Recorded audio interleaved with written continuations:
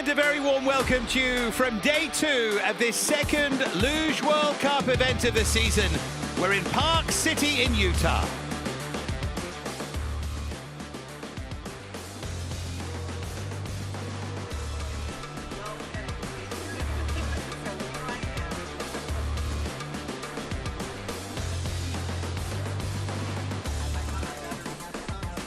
And we're enjoying the Luge World Cup, returning here for the first time since 2022. What a day's racing we had yesterday. Of course, we crowned our men's and women's doubles winners.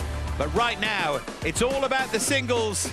The men and women have gone once. They go again here. This change of format for Park City, I think it's going to work superbly. The drama really builds here today.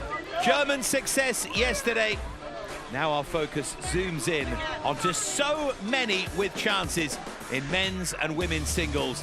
And are we going to have gold for the USA in the women's singles? Summer Britcher certainly hopes so. She leads going into the second run, and that man, Jonas Müller, leads the way in the men's singles. Mark Hatton is alongside me, the two-time Olympian.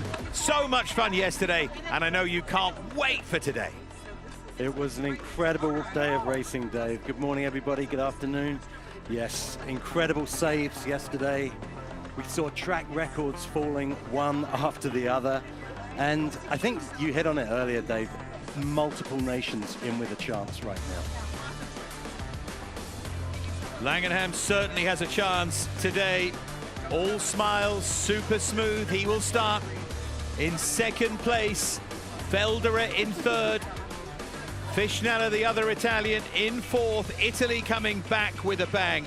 And it is great to see, as Mark was saying, so many nations in with chances here. Really important for the sport, of course, and it's not entirely dominated by Germany and Austria. And coming stateside with a strong US and Canada side certainly makes a difference to that. Final warm-up moments now. It's men's singles first. Look at that glorious backdrop as well, isn't it? Absolutely fantastic. 25 miles east of Salt Lake City. You don't feel like you're anywhere near a city. The ski resorts dotted all around. The Wasatch Mountains, as they're called. And final moments just to get yourself into the right frame of mind. Lots of dynamic stretching, as we always say. And lots of athletes with chances. These final preparations, Mark, are all important. They are. This is where they set the tone for the next day. This is unique for our athletes in terms of going once on one day and then waiting, going back to the hotel, sleeping on a good performance, and then coming back and having to do it again. These athletes are used to doing one run after the other in relatively quick succession. The only time that we spread it out over 2 days is during the Olympics. And I guess what it means, and I'm going to say this in layman's terms, you won't be surprised, is if there are 2 runs in a day, if you're the best on that day, then you win more often than not. Of course you do. But you have to be the best or near the best over 2 days, and that is very, very different, isn't it? Well, conditions change. You might have a bad mattress in your hotel. The variables change. And just the mindset changes, I think, to bring yourself back up again for day 2. And this is wonderful training for the athletes leading into Cortina in the Olympics, where they're going to have to do this. And there's a lot of young athletes where this is going to be their first Olympics, so this is a great opportunity. And so a mattress is a thing for sliders, are they? Must be, I guess. Makes sense. There's a lot of bad backs in luge. It's a pretty attritional sport on the back, unfortunately, with those starts. So you want to make sure you've got a good mattress in the hotel for sure. We thank Mark for dragging himself into a chair and joining us here today to give us the benefit of his expertise. Temperature's so important on those runners. You were explaining yesterday as well that balance of the setup of the sled is so important, going for control and speed and trying to find that happy medium. And maybe some got it wrong yesterday. And that was another theme in this men's singles in particular, some unexpected poor performances. Felix Locke will start 14th here. Krista Zappiods 12th. Wolfie Kindle in 11th. And the top 5, well, the American Gustafsson, Fischnella and Felderer, the Italians. Langenhan and Müller, the expected names. This is the challenge at Park City. You know the figures, 13-16 long, 104 meters drop. Watch out for curve 2 that caused so many problems right up at the top of the course. There's the start. That's when they go into curve 2, which is so tough to negotiate. And then we see them in that slingshot here, round towards the finish, which remember is uphill. And we saw that catch a few out yesterday as well. There are a lot of potential problems around this course, and Mark's going to explain some of them in our POV view. So here we go off the men's start. Now this is curve A, B, and C, because the luge track comes into the track now. And this is curve 2. You've got to get in early, you've got to get in parallel, but it's so difficult to do. We saw so much action there yesterday. This is where the athletes will start to picking up speed. And this curve, snowy, curve 6, just drops off the mountain and accelerates them into this unique 4-curve labyrinth. These curves come thick and fast. And then we go into 11, where we saw so much action in the entrance, and similarly yesterday, so much action in curve 12. Through Dinger into 14, also known as slingshot, and then down the home straightaway. They've got to stick the landing here as they go into this uphill corner through the finish line and sit up, pull up on the front of the runners and attempt to stop the sled.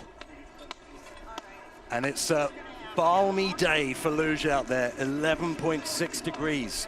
The track crew, led by RJ Shannon and his expert team, keeping the ice at a good -2.2. Problem with that warm ambient temperature outside means how long will those good conditions last as we work down the order. And remember, we're going in reverse order from slowest to fastest. Absolutely, we break them down to 20 athletes from the 30 that started yesterday. So Lucas Peche, who was the slowest qualifier, not the slowest athlete, but the slowest to qualify, will go first shortly for Italy. And big names, the likes of Greiner, the local, Zayansky, the Canadian, Kobayashi of Japan. Here's the top 3. Leon Felderer went really well early. Nations Cup finish got him into a really good position. He starts 3rd. And Max Langenhan, the world champion, showing some excellent form here, Mark. You know, Max, putting it back to last season when he just looked so stable at speed. You know, he had a tough start in Wintersport, but is turning it on in Park City. This was a man on a mission, Jonas Müller, the Austrian, who is our leader. And I think we see that mistake he made in his run in slingshot. You look at that almost 2/10 lead he's got over the rest of the field, and you think, how much more could Jonas Müller do today? So this, our start list for the second run, as Mark was explaining. They go in reverse order. We go from 30 down to 20. This will be the first 10. Look at that. Felix Loch, our winner from Winterberg. He goes 7th, he's 14th. And then we head down to those, realistically, you would think with chances for all the margins are very, very tight. All the way down to the 3 Italians, Gufler, and then Fischnaller and Felderer. Gustafsson, the American, still in there. Langenhan and Müller. Lots of you at home will have your favorites. Lots of you will have an idea about your winner. It would be a long shot if Lucas Peche was to be that winner. But what he will be concerned about is finishing as high as he possibly can. Remember, we talk about it all the time, but there are so many subplots. And the inter-team rivalries, particularly in the Italian team, bearing in mind what's happening in February, are absolutely crucial. And Peche very much part of that. Now, he was 16th in Winterberg. Can he improve on that? Can he start to move himself up the rankings? He knows what a strong team he's part of, with 3 Italians in that top 6. It's going to be a thrilling climax, you would feel, to these men's singles over the next 45, 50 minutes or so. And Lucas Peche gets us underway, 6th in the Nations Cup to qualify him. And then he makes his way into our top 20. There is that curve 2, and he negotiates it pretty well, Peche. All he can do is his best here. He's got no idea. Oh, he's bumped. A real slide from Peche, a mistake there, right at the top of the course. You saw it starting curve 2. We thought he had got it, and then just lost it out of curve 3, hitting that bull nose on the entrance to 4 into this very fast labyrinth where we saw so much action yesterday, and stretching out from 11 to 12. Doesn't want to go too early to 12, and he doesn't. And this is Dinger. This is that short, fast curve into slingshot. Named, as Mark was telling us, after the Ice Meister, Dave Dinger. And there's slingshot, and there's the finish. Second run of 45.806, quicker than he was in the first run. The ice pretty quick here, but certainly early on, and Petche just disappointed with the mistakes, as you say, out of 3. Yeah, he did all the hard work in 2, and this is his transition from Dinger into 14 or into slingshot. One of the very, very good ones we've seen recently. But yeah, that mistake in 2, he almost stuck it and then just got a skid started out of 3 and just couldn't hold on.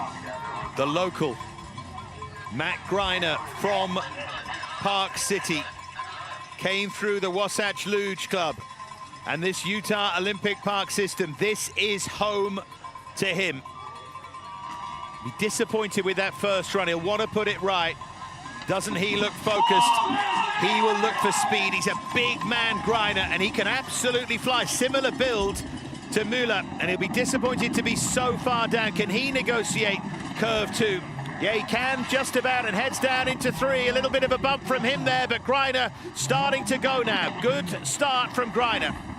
Almost an identical mistake to Petche, but he just handled it slightly better. And this is where Greiner is going to shine, through this labyrinth. This is where they train so much, these guys. Little early into 11, but gets away with it, just having to drop the feet. And early to 12, big power slide into 12. Now keep it together, Matt. Maybe just pushing a little bit too hard, maybe trying to fly up that leaderboard a bit too much at the moment. He's in the red in comparison to Petche, hasn't got time to put it right. He'll be desperately disappointed outside.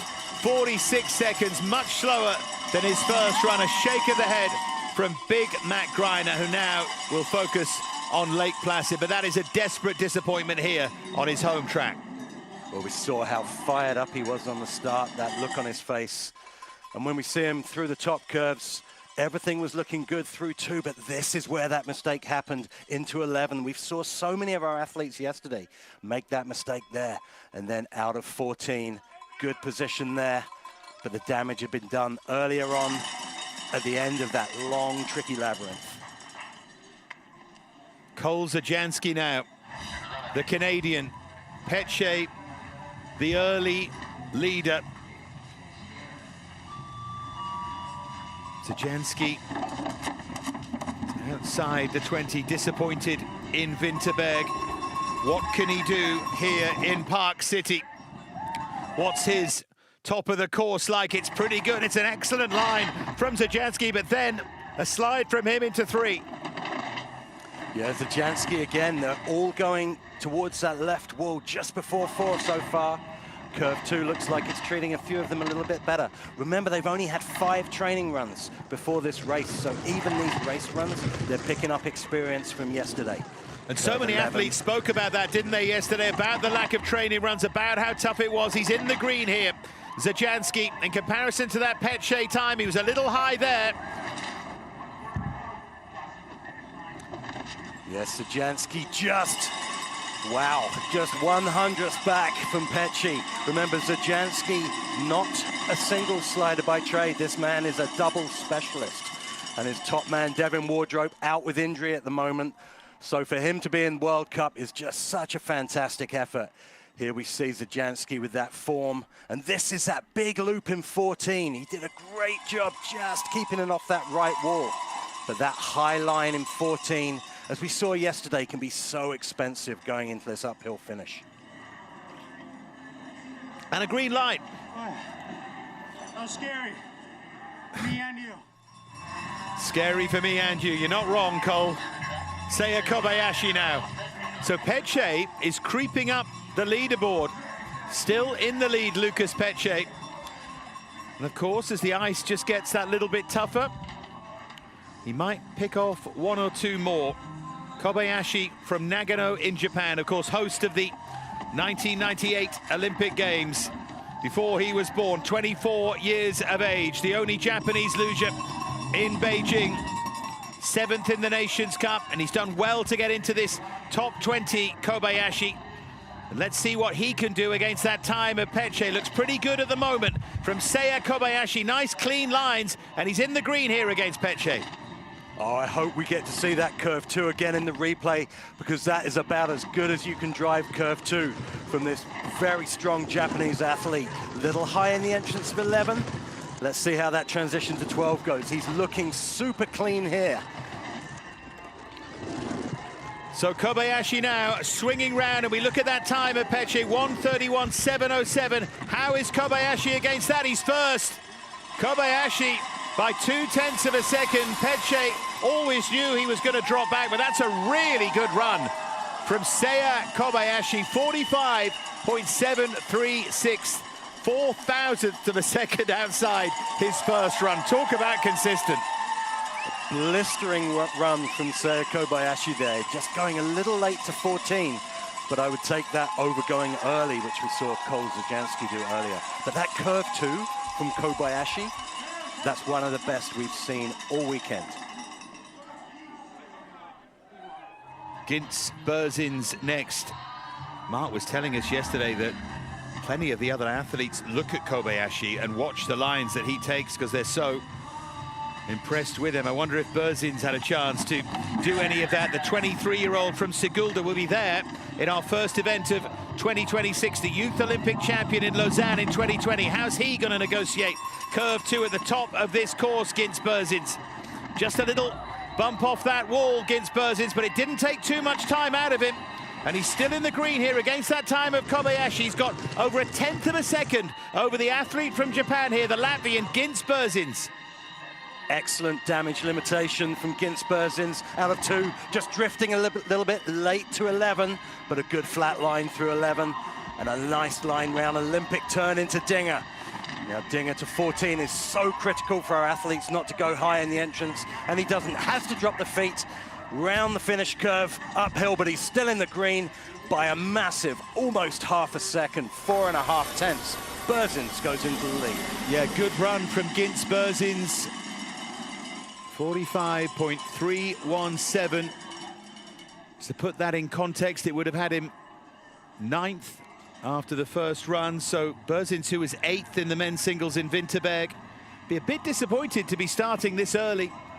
He has at least maintained position, and I wouldn't be surprised if that moves him ultimately up the leaderboard a bit, albeit that in 2 athletes' time, we've got Felix Lok, the winner from Winterberg. Here's Andre Heimann, brother of Jakub, Czechia athletes, 3-time Olympian, this man.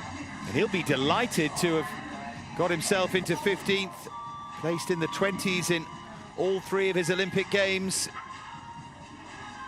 26th in the Olympic test event. That tends to be his kind of level, so anything higher than 15th for him would be something of a mini triumph here. It's a good start. The 5th fastest so far. Just manages to negotiate curve 2. It looked awkward for a moment there, but he's into the red. He's lost a little bit of speed here, Heimann, against the time of Gintz Berzins. That's our leader at the moment. 0.07 of a second outside Berzins here. Heimann's got work to do here, and he's lost it there nearly. That was a big, big mistake from Heimann. He manages to recover, though, Mark. That tricky upper labyrinth catching out another of our athletes. We just saw him just hit early into 9, but getting away with it as we go through 14. It's been so tricky, and he does that very, very nicely, exactly where he needs to be in the track.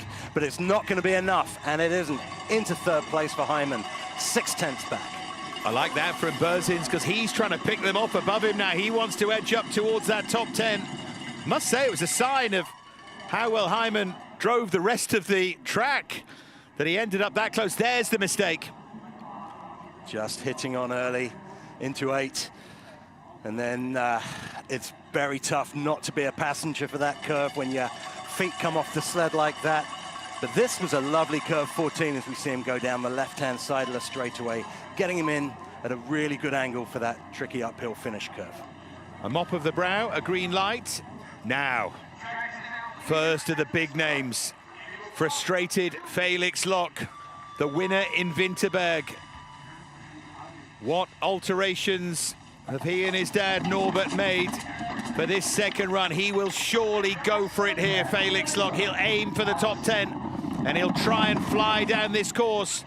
Loch, right at the start of it, manages to negotiate his way through curve number 2 and now tries to get himself into position and really pick up speed here. And he's 2/10, over 2/10 inside Berzins here, Loch. He's picked up time on the Latvian. Felix Loch threading the needle from curve 2 to 3, just getting away with it as well. Curve 11 looking strong now. This is where Felix is so good through these fast bottom curves. 13 to 14, very high, almost hits the roof, gets away with it, but big loop, and a skid into finish curve as well for Loch.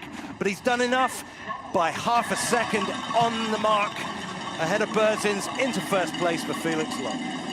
Yeah, he was picking up time all the time, and then the shake of the head is because he was high, because he knew it was very good until that point, and this is a sport of tiny margins, remember.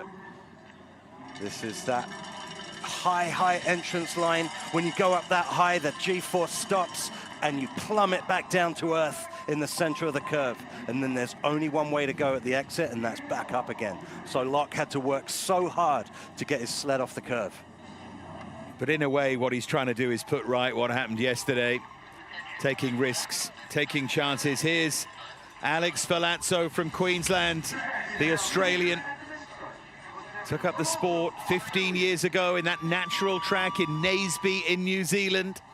Here he is in Park City in Utah. 13th in that first run. We're heading now towards that top 10. 4,000th of a second. He's already lost a little bit of time to Felix Loch, and he makes a real mess of curve 2. And Ferlazzo loses the sled. He's hanging on here.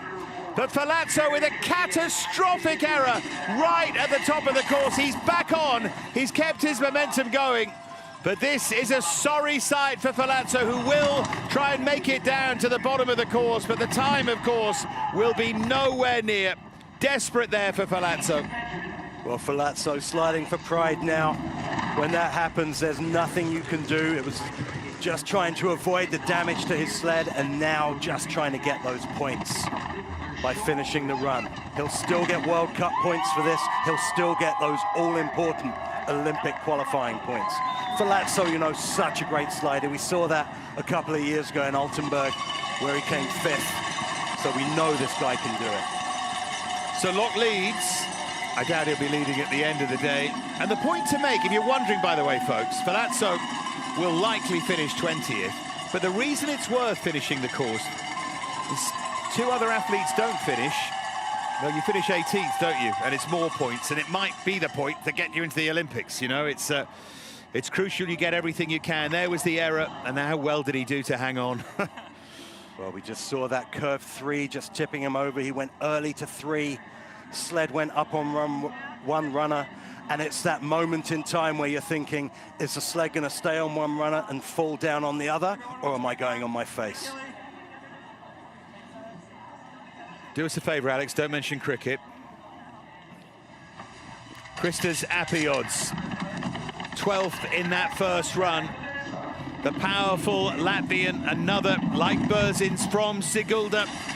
Bronze medalist in Beijing at the Olympics, and a slide there in the tricky curve 2 and 3 from Apiods. Plenty finding it tough at the top of the course here. We saw Apiods go so high in the entrance of 2 there. When that happens, the only place to go is into the wall before curve 3. So he's going to have to find something from the bottom section of the track now. High in 11, had to drop the feet into 11. He's back by 3.5 tenths. So he's seeing what he can salvage from this run into slingshot. And Felix Loch will be smiling, watching on and smiling, because he's going to gain another place here, you would feel, as Apiods comes to the finish. He's only 3rd, so Loch leads from Berzins, and Apiods in 3rd. Wolfie Kindle to go next, so Loch at least will move up 2 places in those standings, and his weekend won't be so bad anymore. Curve 2 delivering the drama that we expect every time we see the men race here in Park City. You just see him very high there, out of curve 10. Just dapping the feet, trying to make it good for 11. But the damage was done in curve 2. He went very high in the entrance. And as I said, when that happens, there's nowhere else for the sled to go apart from to fall out and hit early to 3. Felix Locke's time in this second run, and it included that error when he went too high into 14, would have been 5th in that first run. He still managed to fly. Wolfi Kindl goes now. Next it will be the top 10. Kindl, the Austrian, the legendary slider who slides in every single discipline, just outside that top 10, and he makes a mess of curve 2 and slow into curve 3. Now Kindl needs to put this right, because Locke might just have the edge on Kindl, who's already 3/10 outside the time of Felix Locke. Boy, has he got some work to do here, Wolfi Kindl. Well, Wolfi known for top speeds on tracks all around the world in the bottom section of the track, but he's over half a second back from Locke. That was a big error. Kindl not having too many problems in training, but in the race it's been tough. Good line round 14 though, little early, but gets away with it into the finish curve. Yeah, well outside the time though of Felix Locke. Look at that.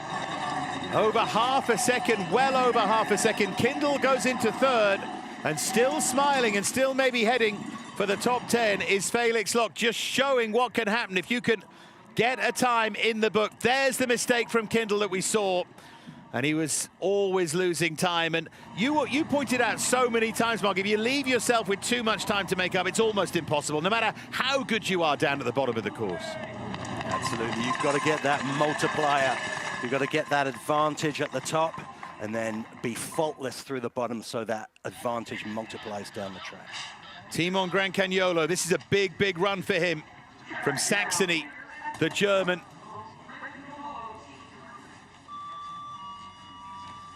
What a chance for him after a really good first run. Felix Locke, his teammate, leads at the moment, and Grancagnolo with a good start, the 6th fastest we've seen today, but good enough. Little bump into the wall in that curve 2 that so many of them have struggled with all weekend long, but Grancagnolo now into a nice rhythm. Good, clean lines here from Grancagnolo. He's handling the pressure pretty well at the moment here. Through this fast labyrinth, upper labyrinth from 10 to 11. Bit of a loopy 6 earlier, but got it back together. And this is 12, where he goes a little bit early, but manages to keep the sled on the runners. He goes into 14, little high in the entrance, but good lines from Grancagnolo, but he's dropped back. Yeah, losing time on Locke. Grancagnolo, Locke still leads Germany 1 and 2. And Felix Locke still in front here. Great second run from Locke, and at the moment nobody can catch him, and he sees the funny side as well.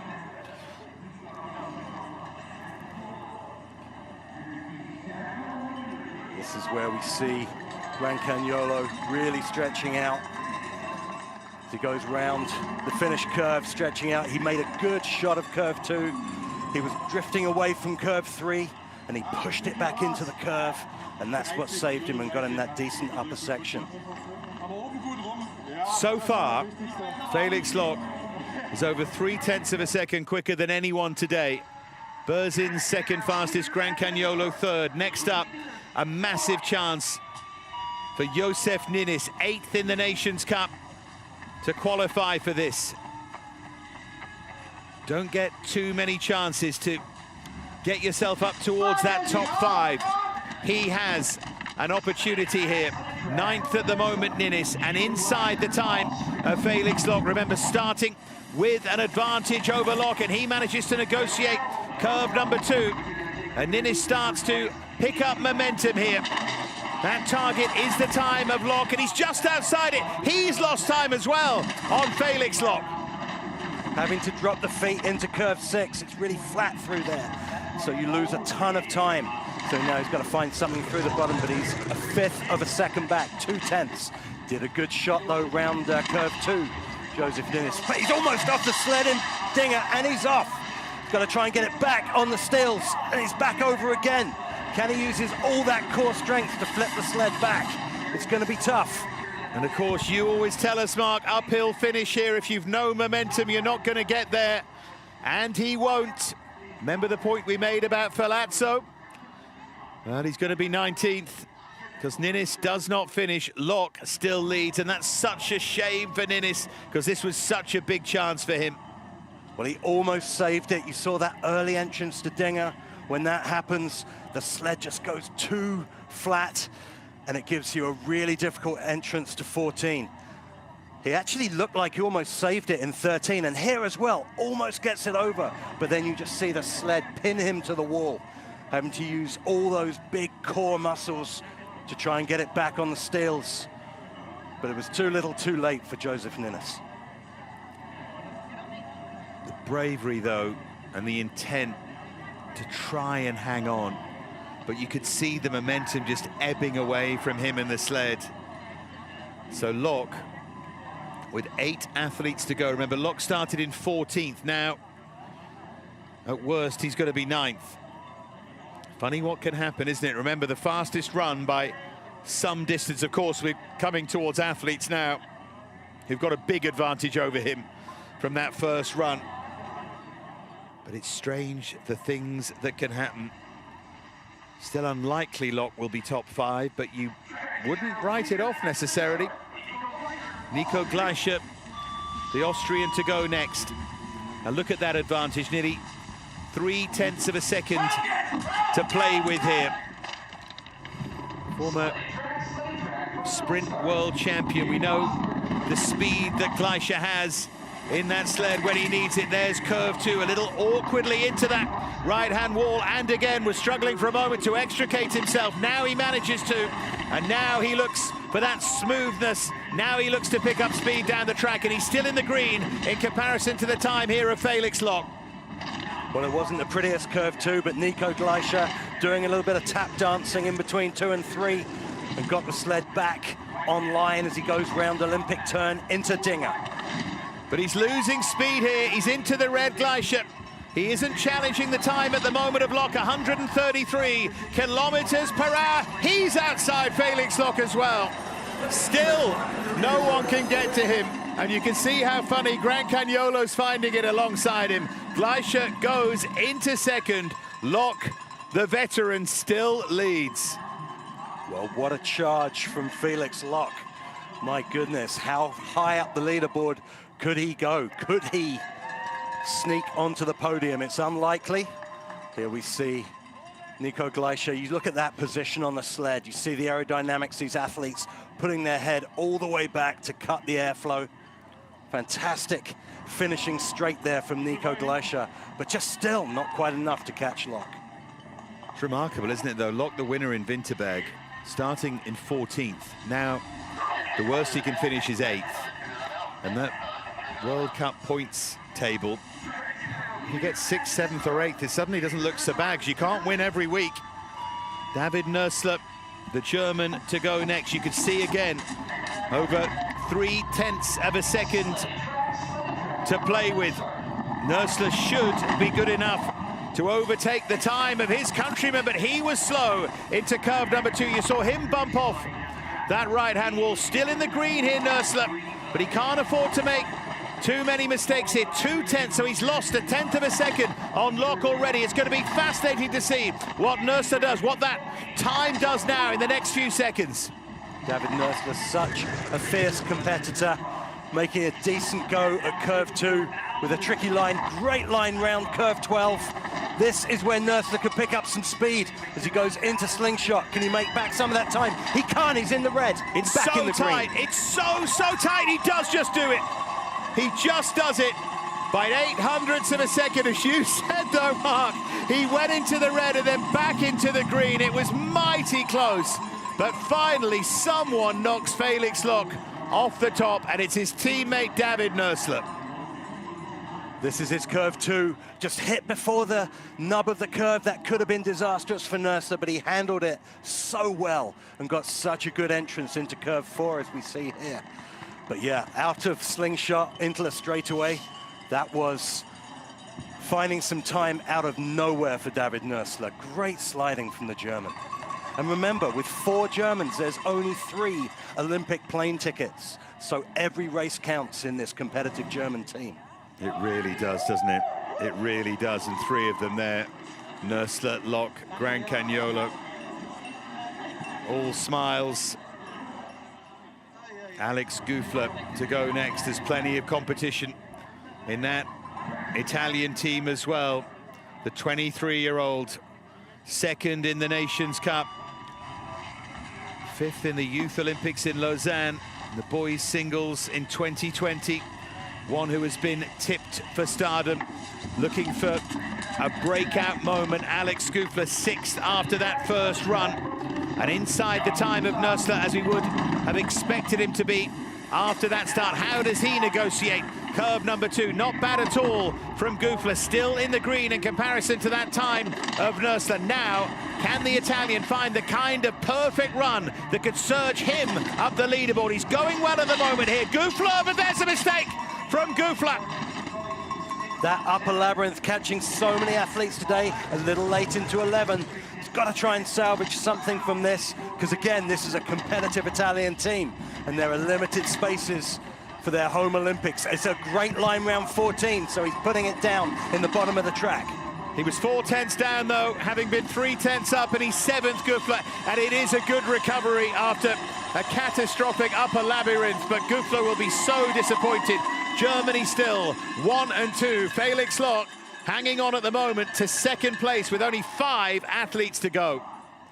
Curve two, just going high in the entrance, but gets away with it, really stays calm, did everything right in the top, really did. But then this mistake from curve 7 to 8, you just see him almost come off the sled there, taking evasive action and doing a great job to get the sled back where it needed to be by curve 10. Now then, green light for Gufler, good news.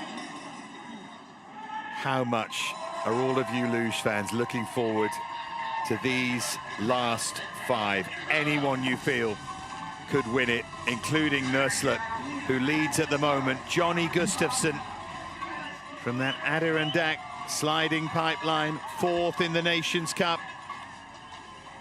One of the stars of this USA team, 19th in Beijing in the men's singles, big chance, 5th after that first run.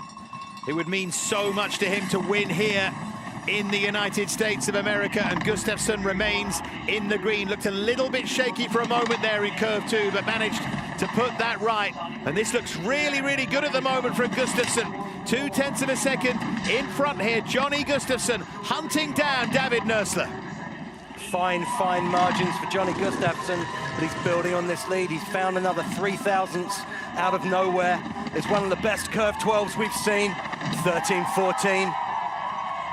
Another good slingshot as well from Johnny Gustafsson. The crowd cheering him on.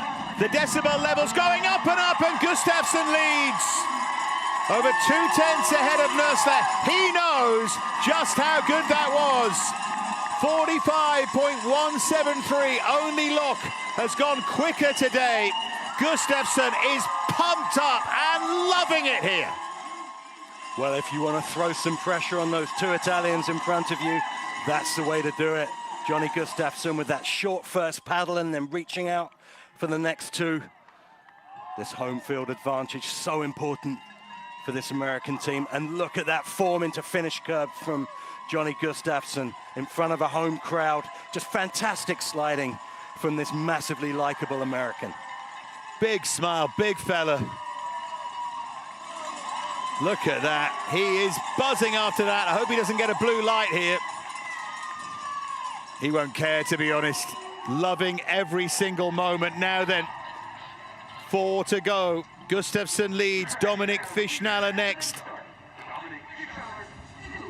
Won the Crystal Globe in 2022, 23, bronze in the singles in Beijing, 32 years of age now.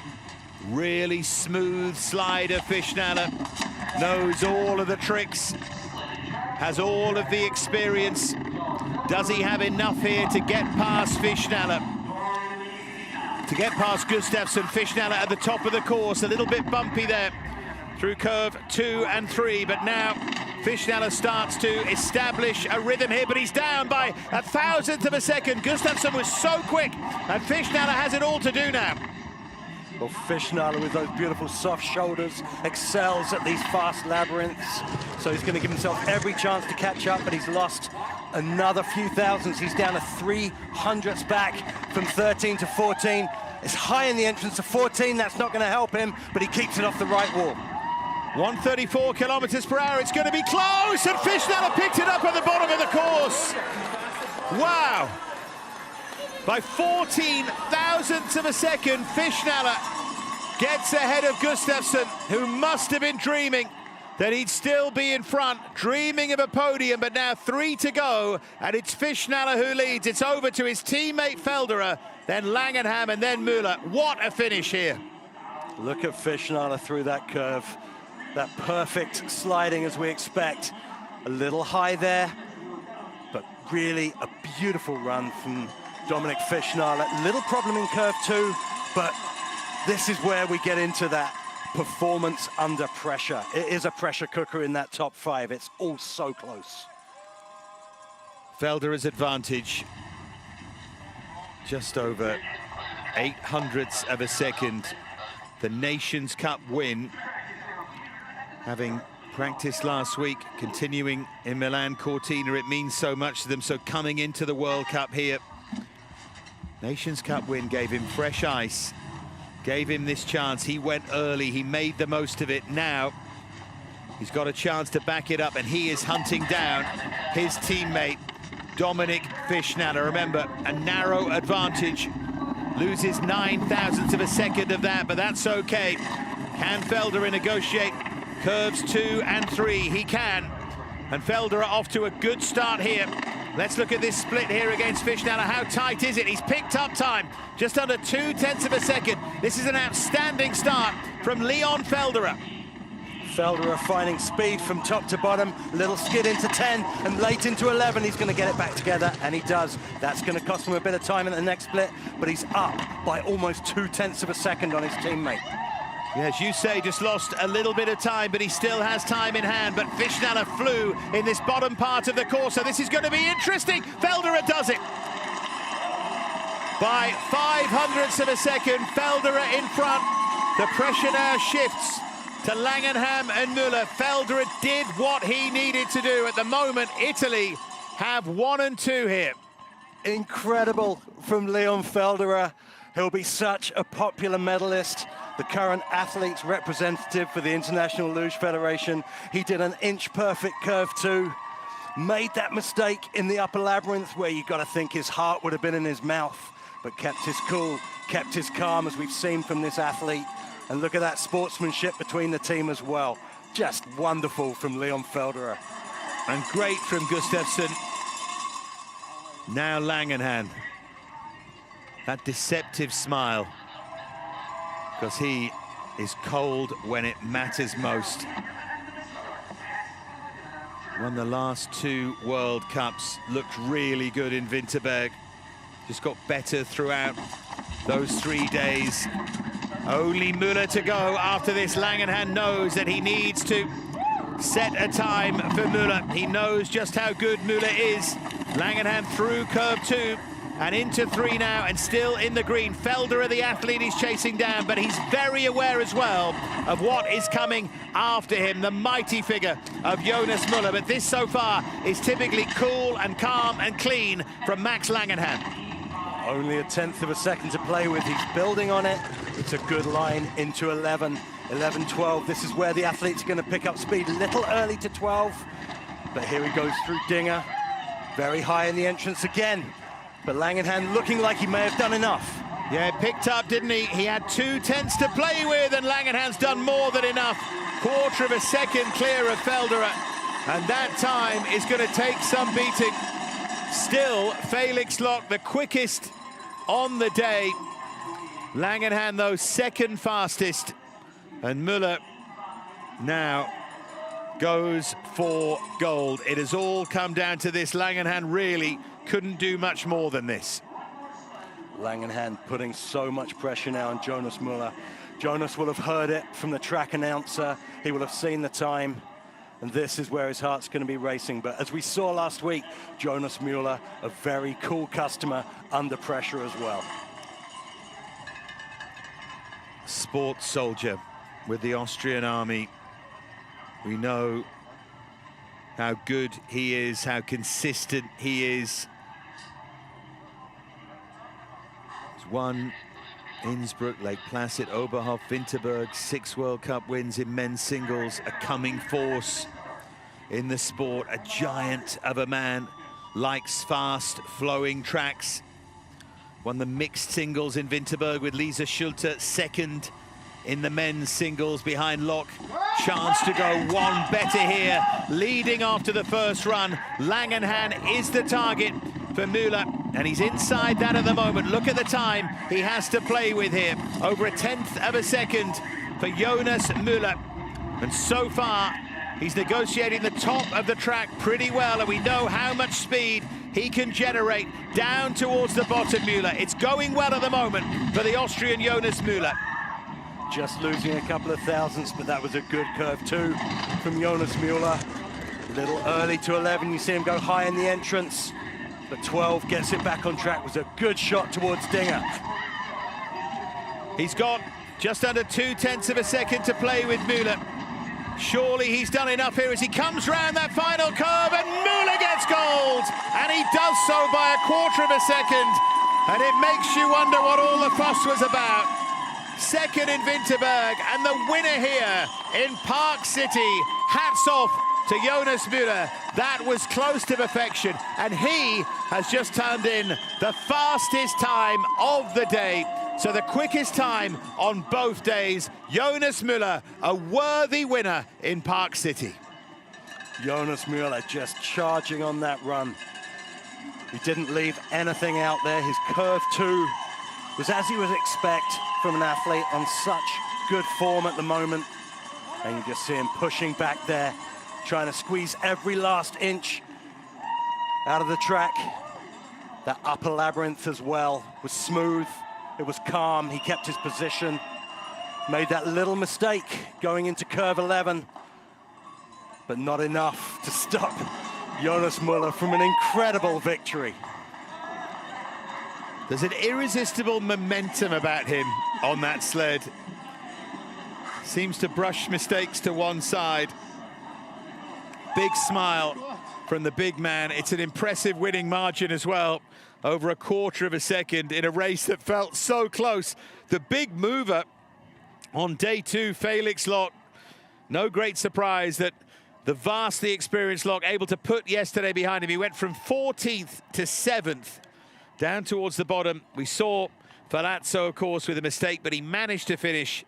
And Palazzo, in the end, does finish in 19th. But the winner, Jonas Müller from Max Langenhan and Leon Felder. A great podium, that, and a very popular one, as Mark was saying, for Felder. And Gustafsson, top 5, Fischnaller in 4th as well. But this is that podium. The world champion Langenhan and Müller and he are going to have a great battle. And you just love when you think of the Olympic Games. You think of what's to come. You think of a race like this potentially. You start to wonder who the favourites will be. It's so track dependent, of course. But you have to feel Felder, the Italian there, but Langenhan and Müller will not be far off, surely. You know, so good to see 3 nations on the podium. See Dwight Bell, Secretary General of the International Luge Federation, handing out the flowers. But, I mean, we talk about confidence, Dave, going into this Olympic season. For Leon Felder especially, just that knowledge that, yes, I can do this. I belong here on this podium. It's so exciting for the rest of the season. And Jonas Müller, I mean, what a great start to the year he's had. Yeah, just wonderful. We will hear from our podium athletes before we leave you. Of course, not too far away, we've got the women's singles to come. That could be a very, very exciting event indeed for the USA. Summer Britcher, the leader, going into the final run. And here are the 3 on the podium. They want the photos, and they only want the photos of the winner here right now. So The podium, that's what they're always aiming for.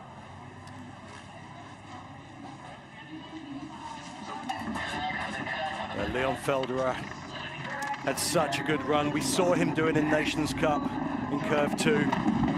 He did it again, both runs in World Cup. As you see there, just keeping his calm as he just brushes that wall into Curve 3. But no big deal for this ultra cool Italian. Little loopy there in the top though for Felderer, but really performance under pressure, I'll Jonas, say it again. congratulations here, a challenging track. You haven't been on the podium here last time. How did you approach the track? What did you change that made you so fast today?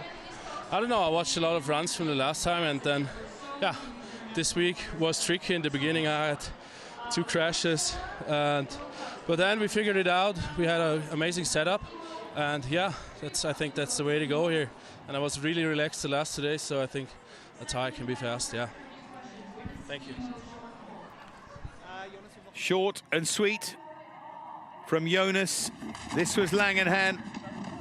Going to hear from him in just a moment. Super consistent Langenhan.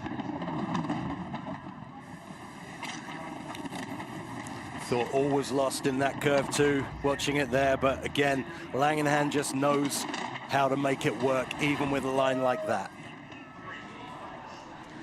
Max, congratulations. It's your first World Cup here on this track. How did you approach it? It was quite challenging. We saw a lot of crashes in the training. How was it for you? And how does this track feel compared to other ones that we have? I think challenging is the right word, because I think I had like one run in the training, which was like quite okay, but not perfect. And yeah, today and yesterday was like, yeah, okay. I had like problems in the upper part in the training, and that was totally fine in the race runs, but I had so much problems in the 11 to 12, and so sad. But Jonas did an amazing job, so yeah, congrats to him. And yeah, what decided to the other tracks, I think it's really challenging, the upper part where like both tracks comes together, the men's start and the bobsleigh start, and I think you saw so many crashes there, but also in the transition 12 to 13 to 14. Yeah, we had all some problems. I think the ice wasn't that perfect for this week, but yeah, in the end, I think most of the athletes solved them really well. Thank you. So second place was Langenhan. Leon Felderer, the athlete who came third, and we'll hear from him very, very shortly as well. Leon, congratulations on the podium here. A challenging track. How do you feel after this very important podium for you going into this season? Well, I don't know. It's I'm lost for words. It's I've been waiting for this moment for such a long time. It's a great track. I really enjoy sliding here. It was tough. It was wild, and taking home here the third place is amazing. How do you go into the season now, and the Olympic season with this start? Well, I have to say the preparation was already very good. I feel very confident. I'm happy to take the medal now off the box, and now I'm more confident than ever to go into the Olympic season. Thank you. You can see the emotion. So this is how things stand. Müller, not surprisingly, leads the way. Lock in third. He would not have been there if he hadn't surged up that leaderboard. A win in Winterberg, and seventh here. Damage limitation supreme from Felix Lock in third in that table.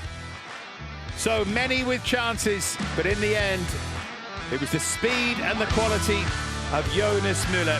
He wins the men's singles here at Park City, and he leads the way in those World Cup standings in the early stages. The women's singles to come shortly. Stay with us. That will get underway in round about 20 minutes time. Don't go anywhere.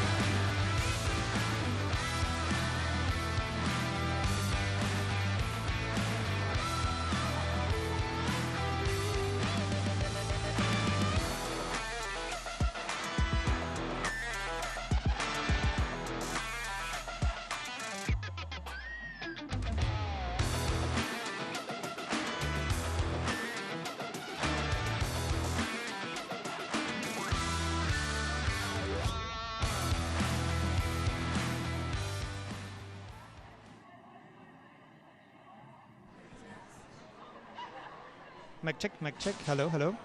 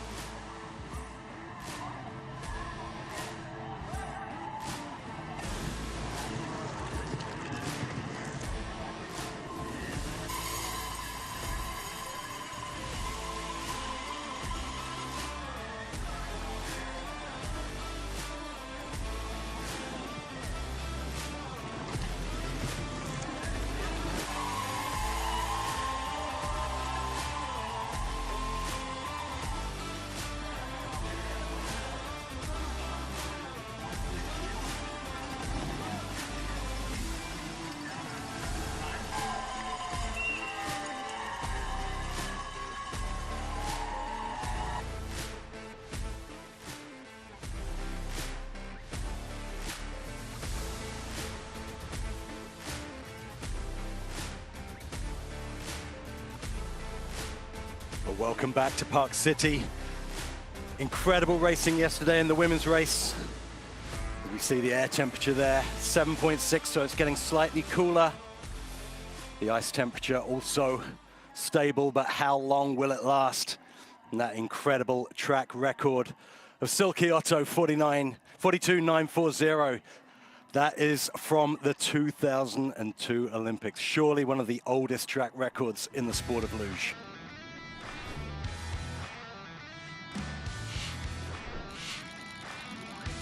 And here we see the track, incredible graphic. Look at that maximum speed, 135 kilometers per hour. Some of the curves named.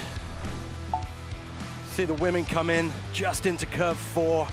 Really important to get early into that curve 4. They need to go down the right-hand side of the ramp. This is the upper labyrinth. And then 11, 12, 13, such a tricky combination. And we saw a lot of mistakes in 14 yesterday as they go up that uphill finish curve. And this is what it looks like on the sled, curve 4.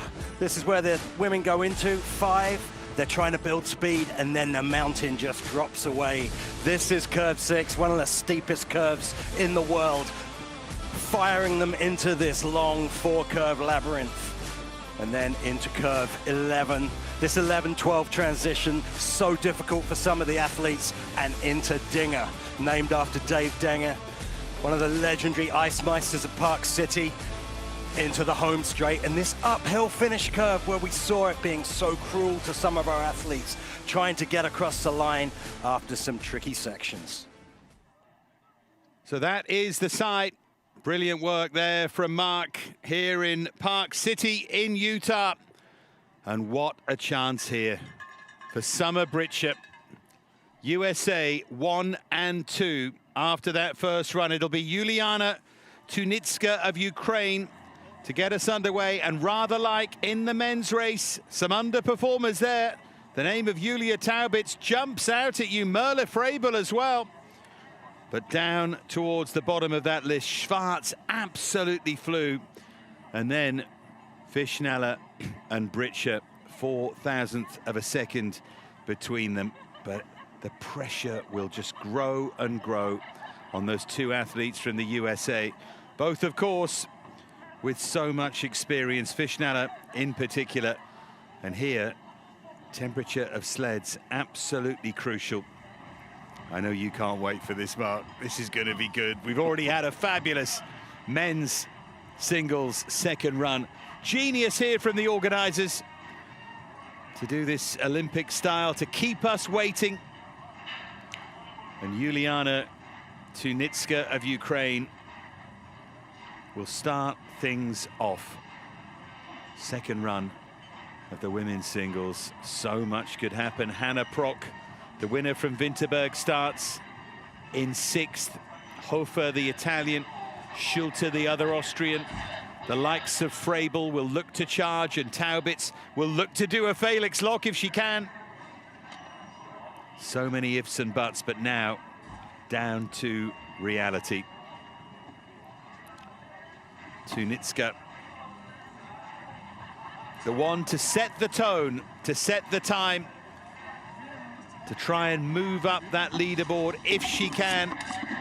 Plenty of whip in that start from Juliana Tunitska, 11th in the Nations Cup. She's done really well to make the top 20, just outside of it in Winterberg. What kind of time can she lay down? It's a good top of the course here from Juliana.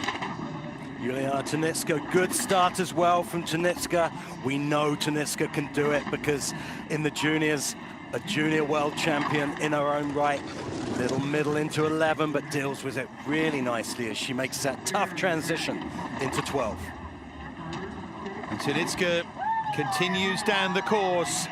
Did really well there in 14. She's kept this relatively error-free. There's that slingshot to the finish for Tunitska. 1:28.119 her total, and she can be fairly happy with her day's work.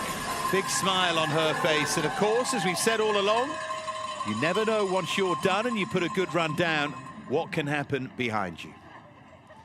Well, this is true, and here we see her through 12 into 13. not going as high as some of the men we saw this morning. And I think Tunitska will be pretty happy with that run. She didn't really put a foot wrong. A small mistake in 6 at the top, but really a great run considering these athletes have only had 5 training runs and 1 race run. Elina Botta, 8th in Winterberg. We saw her disconsolate. She made a mistake down towards the bottom of the course yesterday in that first run. She was 4th in the Nations Cup to make it into this race. She is one who could charge up this list. Well inside the time of Tunitska at the top of the course here. The Latvian Elina Botta stays in that green and just outside a 1/10 of a second better than the time of Tunitska right now here for the elegant Elina Botta. Very late into 11, she dealt with it really nicely. You saw that good flat line she did as she goes round Dinger into 14. This is going to be critical for Botta after that tough entrance into 11, but she's built. She's a 1/4 of a second to the good. Going really well here, Elina Botta, and even better than that 1/4 of a second at the end. Really significant advantage, 43.883, quicker than her first run. And she'll be happy with that, Botta. That's a good recovery after what happened yesterday. This is that line into 11. You see, she pushed it back in a little bit. What that curve wants to do when you go that early, it wants to throw you up in the entrance, but she managed to control it incredibly well.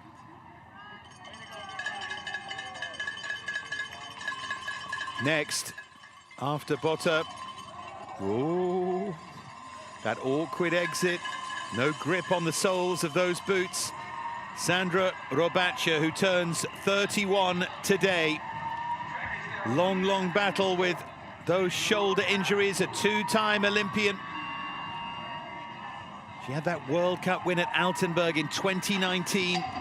The race was shortened to 1 run because of heavy snow. Here she is on the 2nd run here, the Italian, like all of the Italian athletes. Eyes on the Olympics. Can she do something special on her birthday here? Sandra Robacha, she's in the red at the moment. The target is Elina Botta. We know how good Botta's 2nd run was, and Robacha at the moment is outside the time, and there's a little error there as well from her. Yep, curve 8, getting another athlete. Red line though into 11. She was drifting to the left. This is going to be crucial through Olympic turn into Dinger. Here comes Robacha. Still struggling against that time of Botta. Still outside it, over 2/10 of a second outside it, 121 kilometers an hour. She remains over 2/10 of a second outside it. Botta the one who will just start to move up this leaderboard now. Yeah, we just saw Robacha in that classic mold of Italian sliders of the past. Super smooth, but this from 7 to 8, you just saw her legs come up, just bumping on. There's a bump in the concrete on the entrance where the ice is formed over, and if you hit it, there's not a lot you can do, and you saw her recover there incredibly well. Well, happy birthday to Sandra. Big smile on her face. I might as well enjoy being 31, and she gets the green light. That would have been awful, wouldn't it? Happy birthday, we're going to dismantle your sled. Anyway, it doesn't happen. I think there's someone nice controlling that, making sure that doesn't happen on your birthday. Nina Zergler, one of the most famous surnames in this sport. Coached and advised by her father, Armin, the police officer from Thiers in South Tyrol. 6th in the Nations Cup, starting in 17th in this 2nd run, Nina Zergler. And again, rather like her teammate Robacha, the target is that time of Elina Botta, the Latvian, who improved on her first run. Zergler is outside that by nearly 2/100 of a second there. Yes, Zergler losing a bit of time there, but did a very nice curve 6 to set herself up for that labyrinth. It's whether she can chase down Botta, and she can. She's got 6/1000 of a second to play with 13:14. Critical as she goes on the home straight towards the finish. Yeah, here she comes down that home straight. She swings into that finish, and Zergler's done enough to get above Botta. Zergler moves into the lead for the time being. A good second run. 43.974, slower than she was yesterday, slower than Botta, but enough to grab the lead. Yes, and she must have been thinking it was all over going that late into the finish curve. You see that uphill finish curve threw her up. But she did a great upper labyrinth as well, setting herself up for the job from curve 6. So we see her going to 11 there. A lovely smooth line. Great pictures here from Park City. Yeah, fantastic. Zergler leads the way. Now Trinity Ellis of Canada, 15th in Winterberg, 16th after the first run here from Pemberton in British Columbia. Remember I told you in Winterberg she listed one of her hobbies outside the track as knitting. She's going to try and knit together a good second run here, Trinity Ellis. And there's a little mistake at the top of the course as she settled into position. Yeah, Trinity Ellis having to really stretch out up top to maintain that advantage, but it's down to just 0.03 of a second. But she's looking smooth through this upper labyrinth. That's a good entrance to 11. That's going to set her well up for the lower loop, into Olympic turn and into Dinger. A little early to Dinger, keeps calm into 14. Yeah, she's outside the time of Zergler at the moment by 0.04 of a second, 121 kilometers an hour as she swings round to that finish, and she's third. Trinity Ellis and both Zergler and Botta ahead of her. She'll be disappointed with that. Trinity Ellis outside of her time from that first run. The fan club is here, but Ellis not as fast as she might have been on this second run. Trinity Ellis, such a good, accomplished slider.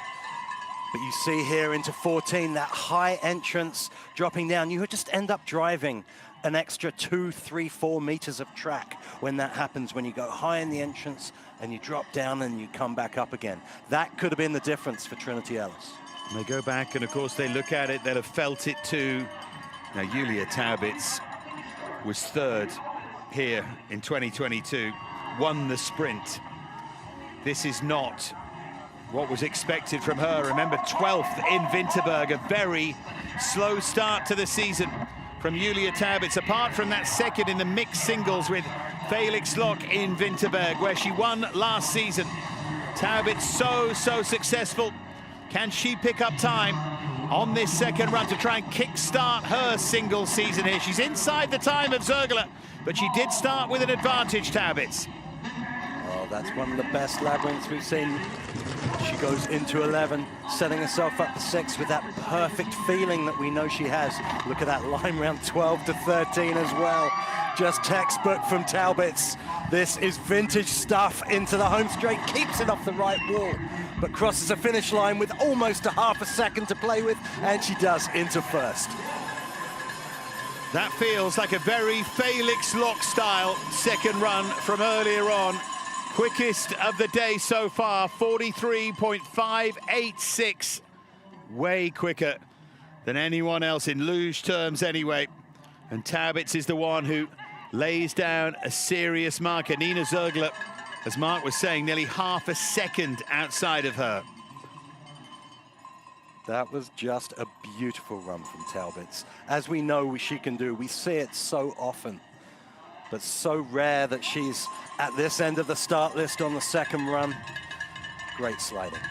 Caitlin Nash, 7,000th of a second to play with, 19th in Winterberg, the 22-year-old from Whistler.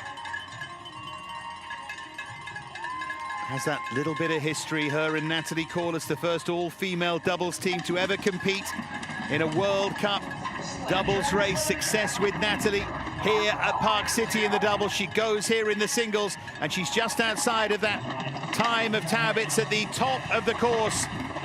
She only started, remember, with a very narrow advantage, and she's in the red at the moment here, Caitlin Nash. Yeah, big loss of 600ths from Caitlin. But we know Caitlin can switch it on in the bottom of the track. We see her do it so often. She goes a beautiful early entrance into 11. Little early to 12 though, hits that bump but keeps her cool. She goes round Dinger into 14. Yeah, Caitlin Nash still hunting down that time of Taubitz. We know that was very, very quick indeed. 120 kilometers an hour as she swings to the finish. She's second. She picked up a little bit of time down at the bottom of the course. Taubitz makes sure her hair is okay, and she still leads. And is she going to do what Felix Lock did earlier and march up this leaderboard? Well, I mean, when you've got Taubitz to chase down after a run like that, it's tough, especially when you've only got 7 thousandths of a second to play with. And this was a good run from Caitlin Nash. It really was. You see her coming across the finish line. Look at that commitment. Completely blind across the finish line, head back. Such a great competitor, this young Canadian. She gets the green light too, and it's so important, the point you made there. Everything is in context here. Taubitz has flown in this second run, so you almost shouldn't see it as losing a place. Taubitz, one of the very best, way down at leaderboard after the first run. Here goes Barbara Almayer, who was 14th in Winterberg, 22 years of age. This week, the police officer from Aldrans in Tyrol. She's got form in those junior events, Almayer, and she's just ahead of Taubitz in the early stages here.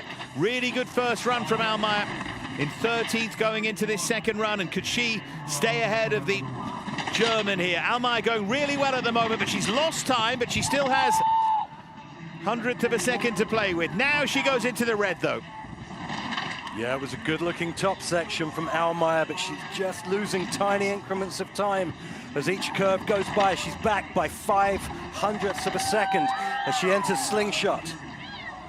Yeah, here comes Almayer. Over a 10th of a second behind now, and she's not going to get to Taubitz's time. Almayer in second. Still, Taubitz moves up that leaderboard. It's amazing, isn't it, how similar this story is to the story from the men's race at the moment. Yeah, you couldn't have put it better, Dave. I mean, that run from Felix was wonderful in the men's, and likewise from Julia Taubitz just now, just wonderful.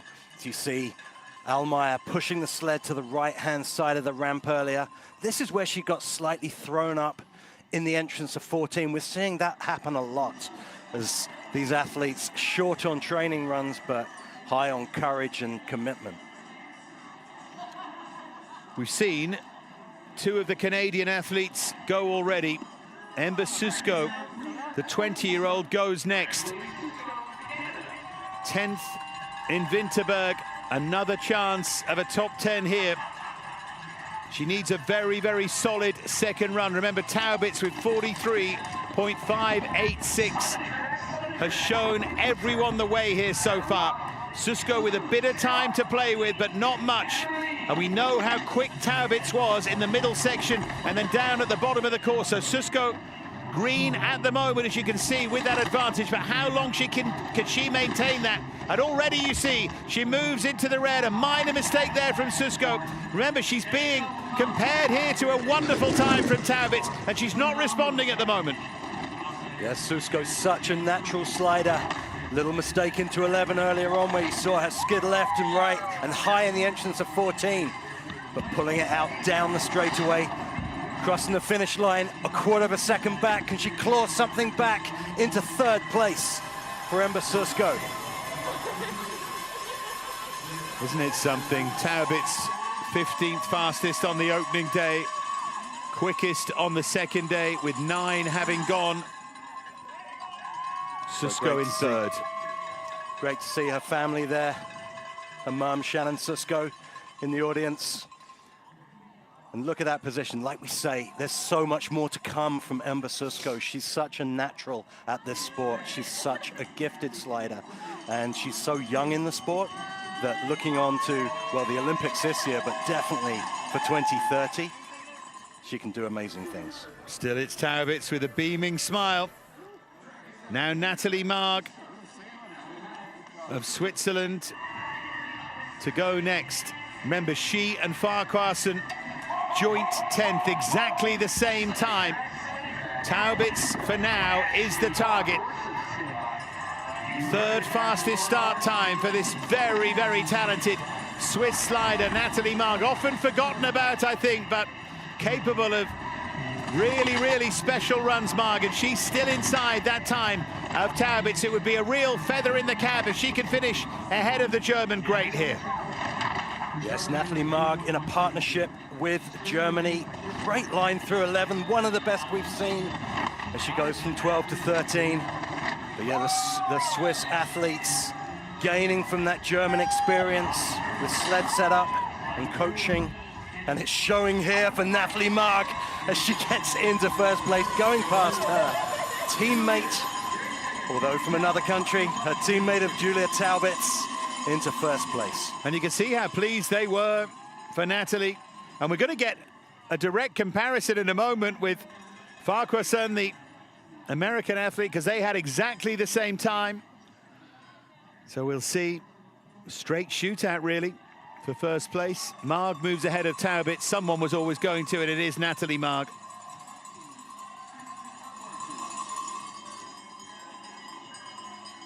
Beaming smile from her now. From Sacramento in California, based in Lake Placid, Ashley Farquharson.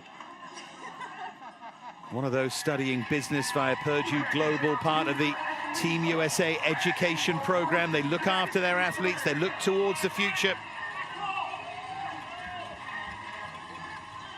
What can she do? As I said, a direct comparison with Marg. It was a really good run from Marg, the second fastest of today so far. The target for Farquharson, and she's 0.006 of a second inside Natalie Marg. It's a good start here from Ashley Farquharson, the American.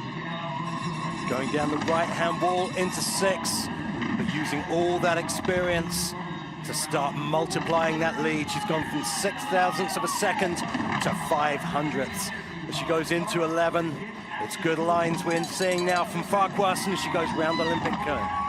It's going to be an excellent time if she can hold this together, Farquharson. Good line there as well. And Farquharson now coming down and swinging in towards the finish. Has she done enough? She has. And how she has, nearly 2/10 from Farquharson. That's just outstanding, and they love that. Friends and family in and around that finish as Ashley takes the lead with the fastest time of the day so far.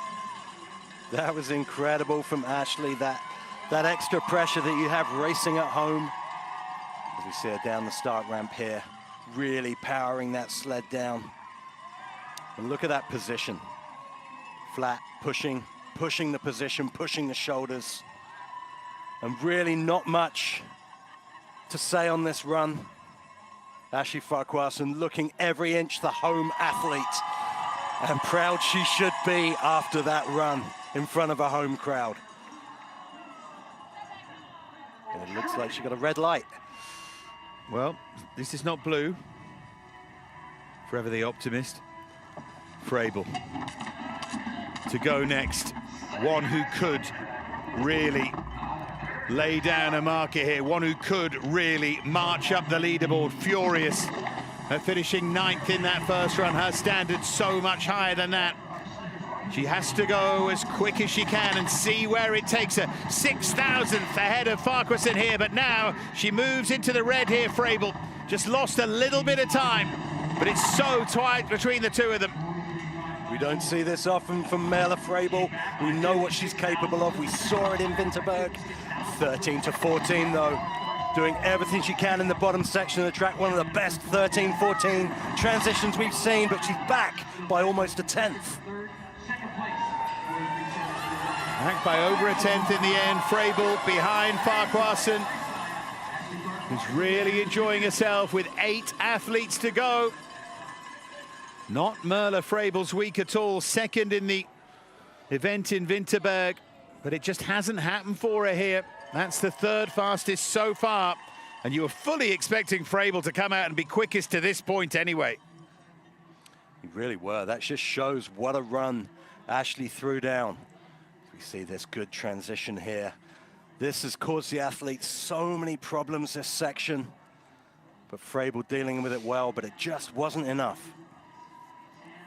Yeah, work to do, and that's the point, isn't it? It's an ongoing process in terms of the sled setup and so on. Big smile from Ashley, that's great. Anna Bereiter, 4th in Winterberg. We're getting now to the serious contenders. Bereiter, one of the big German sliders, and she gets a chance here to finish ahead of Frabel and Taubitz. What an opportunity this is for Bereiter. She's inside the time of Farquharson at the moment, the 26-year-old silver medalist from Beijing. We know just how good she can be, and she's very, very good at the top of the track here. Yes, this upper labyrinth comes so fast upon the athletes, and it's a great shot into 11 as well. Bereiter's going to have to find something, though, because she's dropped into the red as she goes into Dinger. Yeah, Bereiter starting to lose a little bit of time here. Can she find it? Down at the bottom of the course here. Anna Bereiter round that final turn. Has she done it, Bereiter? No, no. Over 2 tenths behind. She drops down to 5th. She's behind Frabel and Taubitz. Chance gone in that inter-team rivalry. And still, Ashley Farquharson with 7 athletes to go leads. Well, she put all the hard work in at the start. This start curve, very difficult for the women to come on too smooth. And I hope we get to see this exit of 13, because it looked like she may have just clipped the left wall going into 14 there. And that threw her up high. That was great reaction time from Anna Bereiter, because when you hit that right wall, it wants to send you right to the roof. Anna Bereiter with a great save from 13 to 14. Here's Kendia, her brother disappointing earlier. She anything but 7th. 6 to go after her 9th. She was in Winterberg. A good solid start to the season for the Latvian. Botta currently in 10th position. Her teammate, Napa Yoda, be confident of getting past her. Can she get past Farquharson, though? She's 300ths of a second ahead of Farquharson at the top of the course. She started, of course, with an advantage. Always remember that with these later sliders. It's whether or not they can maintain the advantage. She's lost a little bit of it here, Apayoda. It's down to tiny margins, just 15 thousandths, and she's dropped into the red, pushes it back into curve 11. She's doing everything she can here. It's a great curve 11 from Apayoda. But is it too late as she goes through Dinger to Slingshot? She went a little bit high there as well. She's surely lost a little bit more time.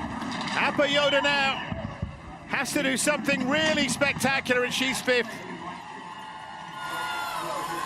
Apayoda almost touching the roof in the entrance of 14. That could have been disastrous for the Latvian. Again, those reaction times honed on the track in Sigulda, serving her well and keeping her safe. As we see smooth lines through the top. But we've seen so many athletes. This is the exit of Dinger. And you just see her get thrown so close to those lights, so close to the wood, and then doing everything she can to keep it off that right-hand wall. It's getting curiouser and curiouser. Farquharson still leads here. Hannah Prock, the Winterberg winner, the Austrian. How good does that Farquharson run look now? Quickest of the day, only 6 athletes to go. Prock starting with the advantage. 43.481 in that first run. She was quicker than Farquharson's time today. What she can produce, though, on the second day will go a long way to deciding this. If Prock can really fly down here, she's still in with a chance. That start curve so challenging for the women as they bump on. Just saw Prock go a little bit central down the ramp, but she's losing time as well. She's 13 thousandths to the good, but this next split is going to be crucial, and she's into the red as she goes into 11. Yeah, it's remarkable, isn't it, how many sliders have lost time in that part of the course. All the crowd enjoying themselves. She goes high, she goes up near that wall. Hannah Prock, now she comes down to the crucial part of the course. She swings round, and she's second behind Farquharson. And Ashley Farquharson can't quite believe this is happening. She remains in the lead. She remains quickest of the day. What a run it was from her. Proc into second. Only 5 sliders to go. And of course, 2 of Farquharsson's teammates are the final 2 of those. Could we have a USA 1, 2, 3?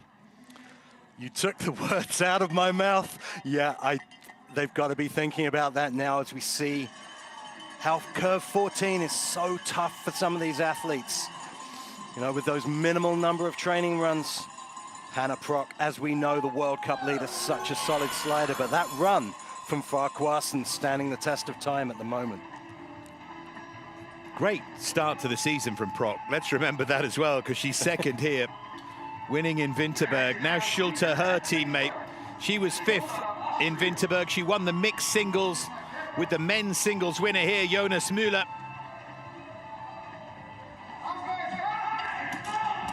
And Schulte turning 25 today, another with a birthday today. Birthdays all around.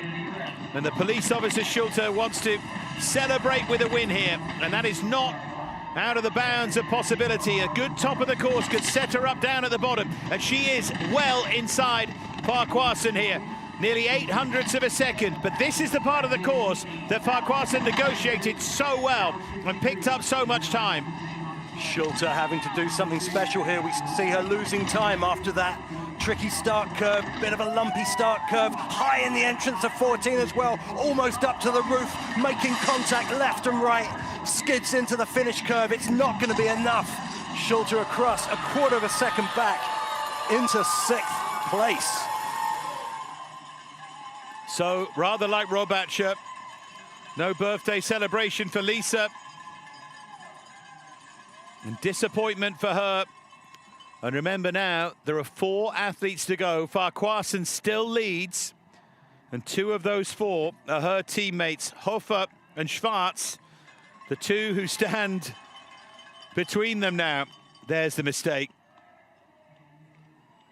That curve 14, slingshot, has always been a tough curve. We saw it yesterday with the doubles.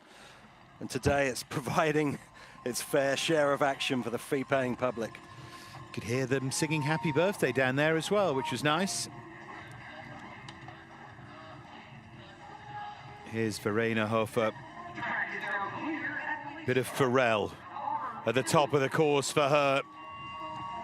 Second in the Nations Cup to set up this chance as the Italians try to make some noise. Only 3 to go after Verena Hofer. Will Farquharson still be in front after this run? And we're seeing a familiar theme here. Athletes in the green in this top part of the course and then starting to lose time. Hofer, you can see, with nearly 0.2 of a second to play with, but it may yet mean nothing. She has to get it right in this part of the course. She seems as smooth as anyone has been so far, though. Let's take a look at this split. She's lost a little bit of time, but she still has a significant advantage here, Hofer. Dinger through slingshot. She's building on this lead, but she's dropped a bit. She's down to only 1/10 of a second, but it looks like a good finish curve. It's enough by the skin of her teeth. 0.004 of a second in front of Farquharson for the Italian. Such close, tiny margins. It shows still how fast Farquharson was down at the bottom. She still got the fastest time of the day, Ashley Farquharson. Hofer only 4th. And of course, Taubit's second. Taubit's down to 6th now. And we have 3 athletes to go. I think Ashley Farquharson always knew that that might happen. She's second. The podium may be receding for her. You know, when it's that close, 0.004, you think, what else could I have done? One less slice of toast this morning. One tiny bit of hesitation. I mean, you think we can't even count 0.004 of a second in our real lives. You think where that could have been won and lost. Dorothea Schwarz goes here for Austria. She was 3rd in Winterberg. She has had, like Proc, a very, very solid start to this season. And as you can see, She's got just under 300ths of a second to play with, but already after a sloppy start, she's into the red here against that time of Hofer. They were closely matched beforehand, and at the moment, Hofer has the advantage over Schwarz, who needs to pick up here. Dorothea Schwarz in uncharted territory here. She's not used to being at this end of the start list. But after that run yesterday, we know what she's capable of, but she's back by almost 1/10 of a second. So slingshot's going to be crucial, and she negotiates it well. Yeah, but Schwarz still with plenty of time to make up here, and she's going to finish outside of it. She finishes in third. So still, Farquharson and Hofer celebrating, because Hofer now is guaranteed podium, and Farquharson is guaranteed top 4. Only Fischnaller and Britscher to go. Ashley Farquharson can't quite believe it, but of course what she hopes doesn't happen is that she loses the race by that 4,000th. Such incredible margins in this second run of this women's EBERSPAECHER Luge World Cup. You see Schwarz just drifting to the right, to the left, sorry. We've seen that so often today. And those tiny margins making all the difference. But Dorothea Schwarz can be proud of a job well done. She's gonna still be close to a career best finish today. I love the emotion on that podium as well. You can see just how much it means, not necessarily the usual names up towards the top. Seems to make it so special. We get down now to where it will be decided. Emily Fischnaller, Sweeney as was, to go with only Summer Britscher to come after her. What a chance it is for the USA to get gold here. They've got a couple of chances. They've already got Farquharson guaranteed 4th at worst. This is Fischnaller up against the time of Hofer here, and inside it at the moment, Emily Fischnaller drawing on every single bit of her vast experience. Well, the thousands are dripping, and she hits into 11. Emily Sweeney into 12 now, but surely it's not going to be enough. She's back by 700ths at that checkpoint into 14. Has that cost her? It has at the moment. She's 3/10 outside. Surely she's not going to pick it up here. No, she's down to 12th. Down to 12th, Fischnaller. So now Farquharson guaranteed podium. They are going to have at least one USA athlete on the podium, but not the one you might have thought. Farquharson has come from nowhere here, come from 10th, and she's going to be on the podium. What a story here. One athlete to go, Summer Britscher, a chance to take it. There's the error mark. Yeah, you just saw out of 10. We saw it with Schwarz's run before, the athlete just drifting. And she just caught that bull nose on the entrance of 11. And you just feel so sorry for her, because she was having such a beautiful run up till then. But we know with Emily, she's podiumed before and she'll do it again. Summer Britscher won here in 2015-16 in that season.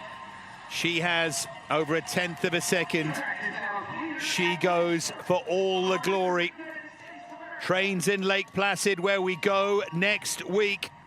What a chance this is. The most World Cup wins for a USA slider in women's singles. Summer Britscher now heading down the track to try and take gold. Remember, she went first yesterday and led all the way. She goes last here with a chance to win it. Farquharson already on the podium. It's Hofer who leads, and it's Britscher with an advantage of just outside 100th of a second. It's going to go right to the wire, this. Well, it couldn't be any closer. Very high in the entrance of 11, but she gets away with it. Britscher having to pull on all this experience now. She's gaining.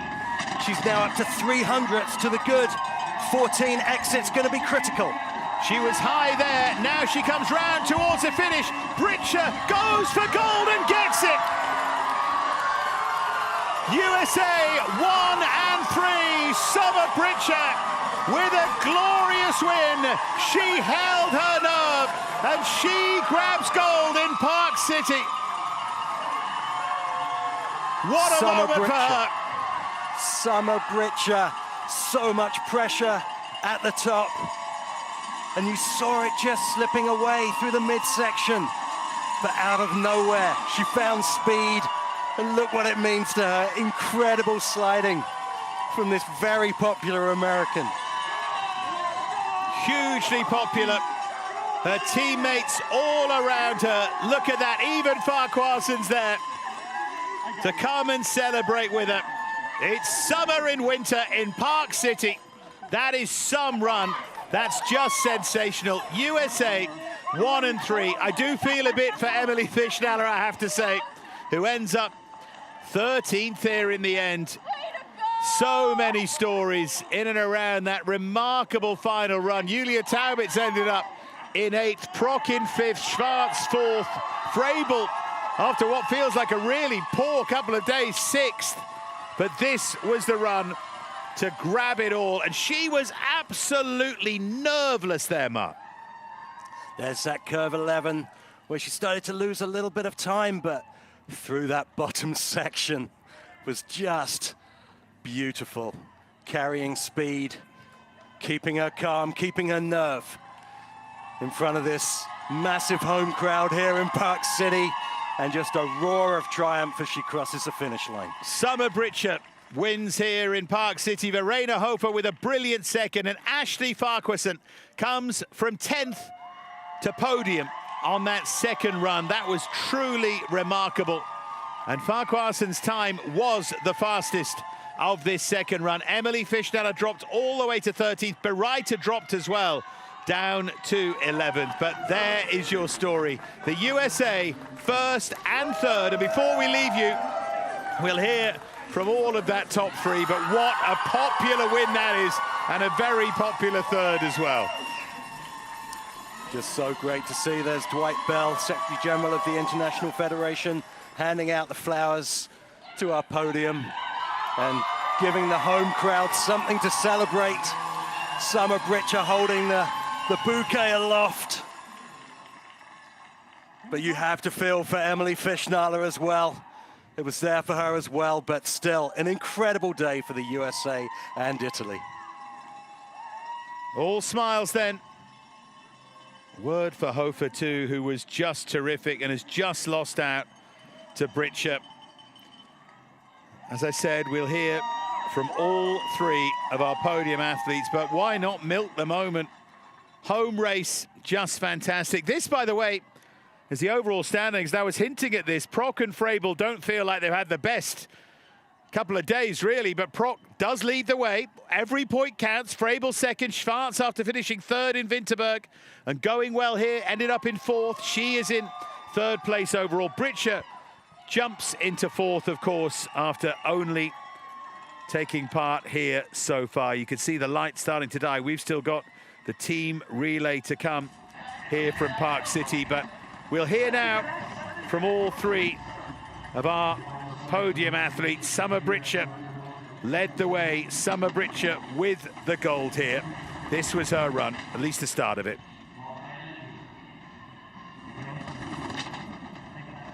Yes, I'm ready. You can hear now from Summer. Summer, congratulations. What a run here, and what a control. Run 1 and 2, perfect. How do you feel here? I feel so good. It's been quite a while since I've stood on the top of the podium, so I can't even describe. It's incredible. And to do it here with my family and to share the podium with Ashley, it's the only thing better than getting a podium is sharing the podium with a teammate. What are you taking from this race now, heading into this very important Olympic season? Just the same mindset. I was just trying to be grateful for every moment, really enjoy it, not be excited about what's tomorrow or at the end of the race or possibilities, but just think, okay, I'm going to try to have fun every way down the track. That's why I'm here, because I love this sport. So it worked today. Hopefully it'll work in the future. Thank you. Thank you. She's absolutely stoked. It's absolutely great to see Hofer in second. And I love the love for her teammate as well.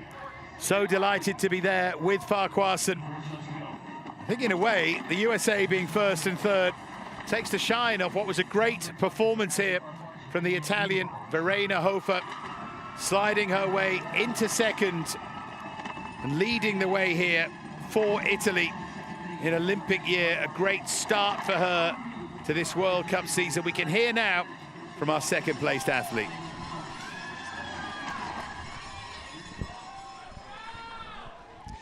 Congratulations on the podium here. When we look back on the last time you were here, it was quite tricky for you. You didn't really qualify for the World Cup. How important is it for you now that you're on the podium here?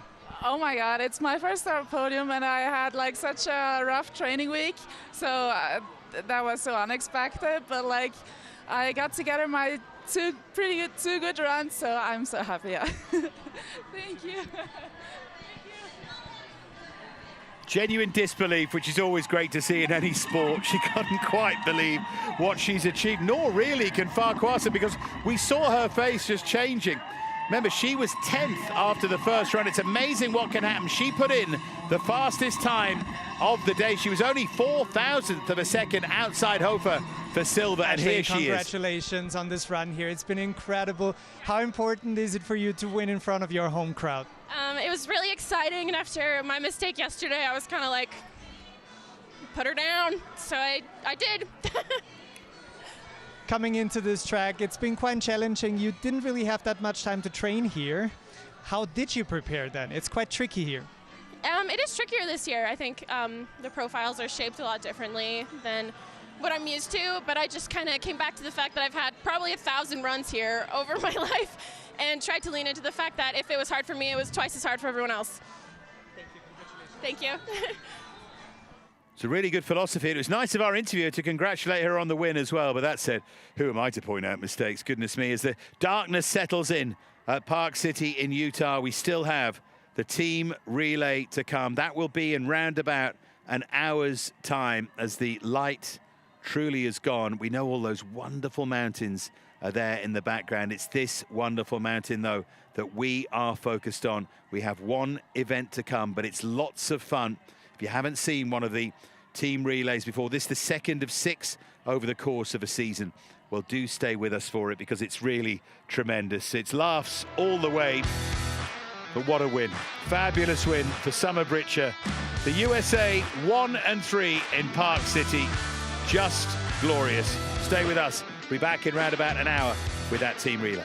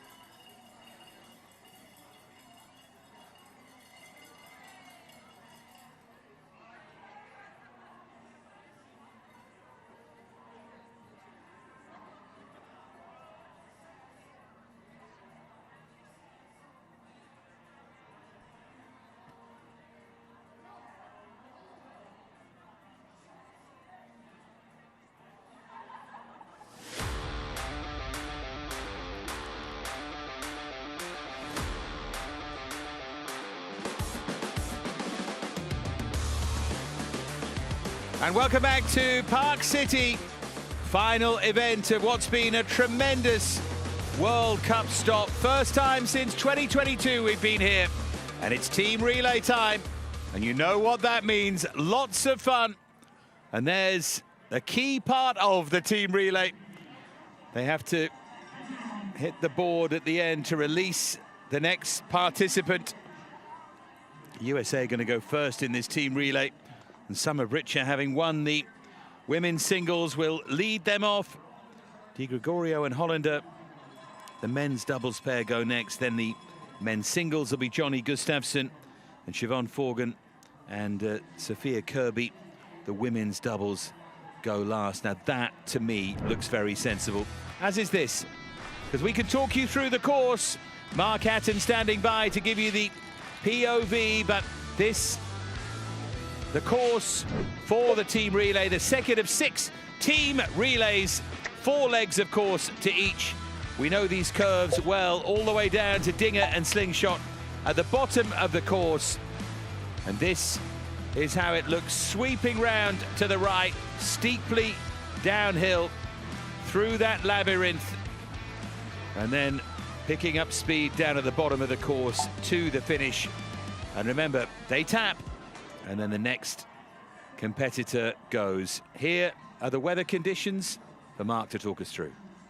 Yes, it's getting colder, 6.6 degrees, ice minus 1.8. So let's be hopeful that we get a track that's going to get hold up for the entire race.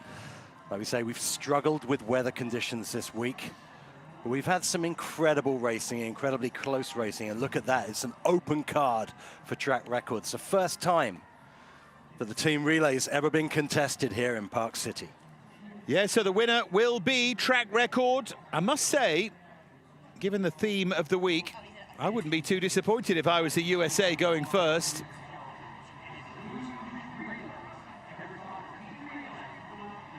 Now time for all kinds of mental processes before they get themselves underway here. Lots of characters all around the course.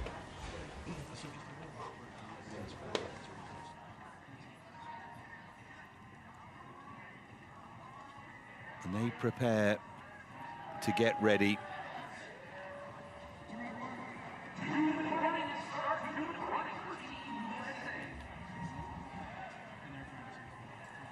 So,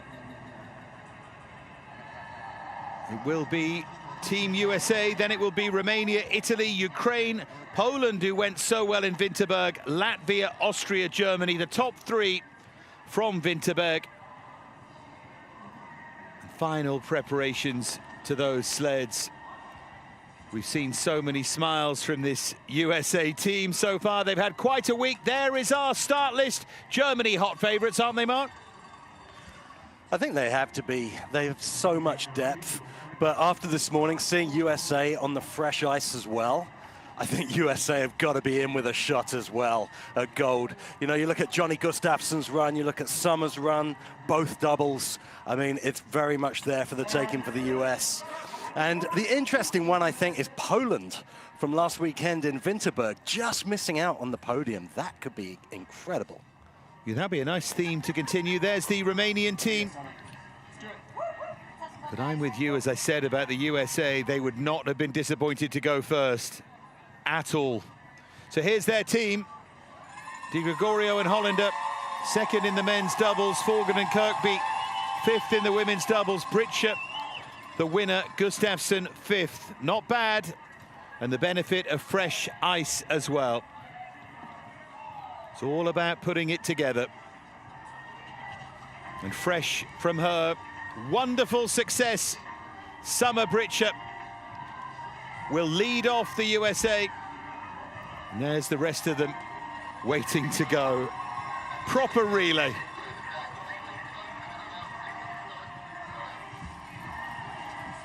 So we know Summer Britcher can absolutely fly down here. That beaming smile after her victory today in the women's singles.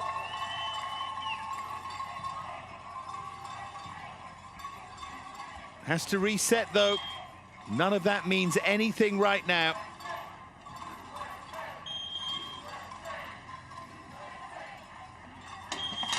It's Britscher who goes.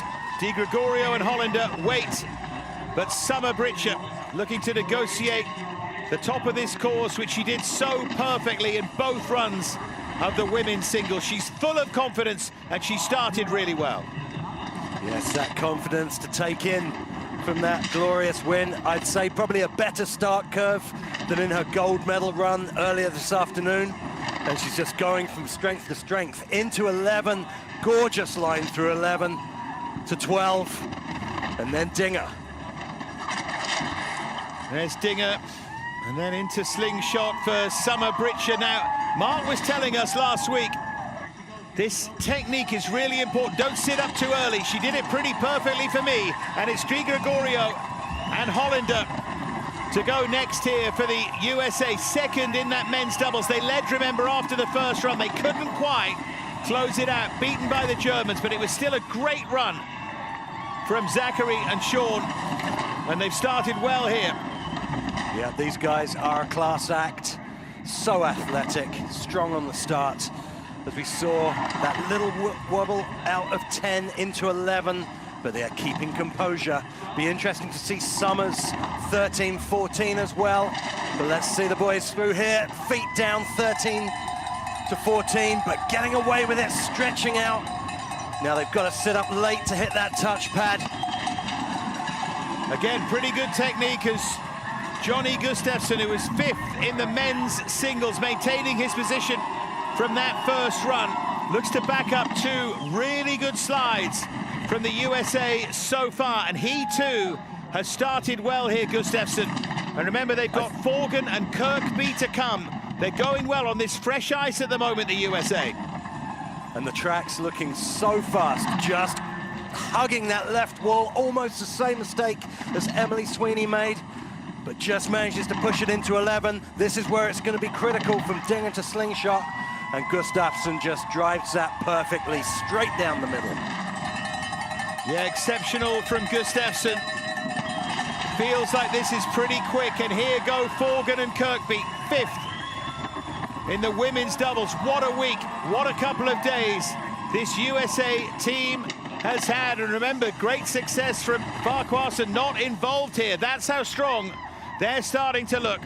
What can Forgan and Kirkby do? We'll have no real idea how good this is until probably we get through to the Italian team, the Poles, then Latvia, Austria and Germany. But USA looking to set the time here, and Forgan and Kirkby going well. Yes, 12, transition, very nice. This is where it's been tough for the doubles, but Forgan and Kirkby showing that home field advantage with a straight shot, straight down the middle, into the finish curve. Now they've got to cut to the finish line, sit up late, and America cross the line into first place, opening the scoring. Great sliding from the American team there. They look happy with it. There was a small mistake from Summer, from Dinger to slingshot, but that's going to be a competitive time to beat. They're just buzzing, aren't they? They're high on the event. Absolutely great to see from this USA team. Forgan and Kirkby eventually bringing them home. I was going to say, as a male slider, it must be nice not to have to deal with curve 2 for one race run, to be able to come down to this start and really show your class on what is still a very fast track. So, that's a track record. But we don't know how quick it is. It feels quick. Here's the Romanian team. Handeric and Mosca, Stramatararu, all of that experience, and Manolescu, and then the individuals, Buzătoiu and Eddie Cratchit. Buzătoiu was 28th in the women's singles. Eddie just outside 20 in the men's. Ioana Corina Buzătoiu then to lead out Romania. Looking for something solid here. They know there are stronger teams here but they also know if they got everything right, they could do what Poland did in Winterberg. Maybe that showed the way. Poland do have that relationship with Germany, but Romania, if they all got it right here, there's real talent in this team. And that is the beauty of the team relay, Dave. I feel it can be anyone's on the day. There's so many variables, but a big skid through the labyrinth for Busatoyu, but she gets it back on track into 11. Now this is that tricky 11-12 transition, but she drives that like it's her home track. A little early to 13 and into slingshot, but high in the entrance. Busatoyu is going to hand over to Handeric and Mosca. Here comes that handover. Of course, you're up there uncertain if the athlete before you was finished. We saw that, didn't we, in Winterberg. Handeric to Mosca was 16th in the men's doubles. We get a first chance to look at the split here with the doubles. There's that USA time. Romania, as you can see, are outside it right now. The feet came down there from Handeric and Mosca. They lost speed there. Those labyrinth curves, so tricky for the double sled. They're almost 1.5 seconds back. I'd loved, oh, very, very lucky on the entrance to 12, having to drop the feet in the belly of the curve to keep the sled stable. Saying, I'd love to see Busatoyu's handover again. It looked like she was almost past the touchpad when she hit it, leaving it till very much the last moment. Oh, I think they missed it. Like I think they missed it. They have. They have. The gates are not going to open. Wow, that shows you the jeopardy. And that is just about the worst feeling possible. Eddie Creation waiting to go, and he's not going to go. Oh, dear me. The most basic mistake. They rolled the dice. They know that that's easy time. Being able to sit up late, time you can gain maybe on some of the other teams. They were going for it. Incredibly bad luck for the Romanians. And you've got to think it was probably just a fingernail width that they missed that touchpad by. I think you're kind to call it bad luck. I know what you mean. They're taking risks to try and get the time back, but big mistake. You're kinder than me.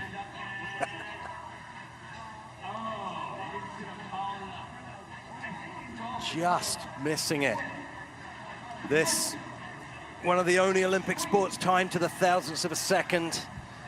And that's where you see other tiny margins in this sport, in team relay, as they miss the touchpad by millimeters. Thing was, he was there, wasn't he? It wasn't as if he sat up late beyond it. He was there and just missed it. Yeah, and it looked like his body didn't actually leave the sled. He was laying down and his arm came up. All the technicalities of this sport, the technical issues, you wouldn't guess. Well, I wouldn't guess anyway, being the ingenue here, that would be part of it. This is a strong team. And it will be Verena Hofer, we've just seen go so well, second in the women's singles. Nagla and Malaya third in the men's doubles. We saw Felder a third in the men's singles. And Vötter and Oberhofer fourth in the women's doubles. Italy will throw down a challenge, and this will be the first real sense, I think, of that USA time.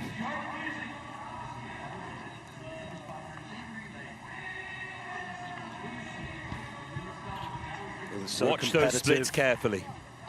In that women's race between Italy and USA on the podium. Again, someone else full of confidence, Verena Hofer. First and second in the women's singles, going for USA and Italy. On paper, given the results so far, Italy have got every chance of podium and potentially winning this. Remember to hitch the touchpad though, folks, down at the bottom. Green light for Verena Hofer. Second in the women's singles, leading Italy out here in this team relay. There's the start from Hofer, and she's in the green at the moment in comparison to that USA time here, Verena Hofer. Yeah, she's looking really good here, Hofer.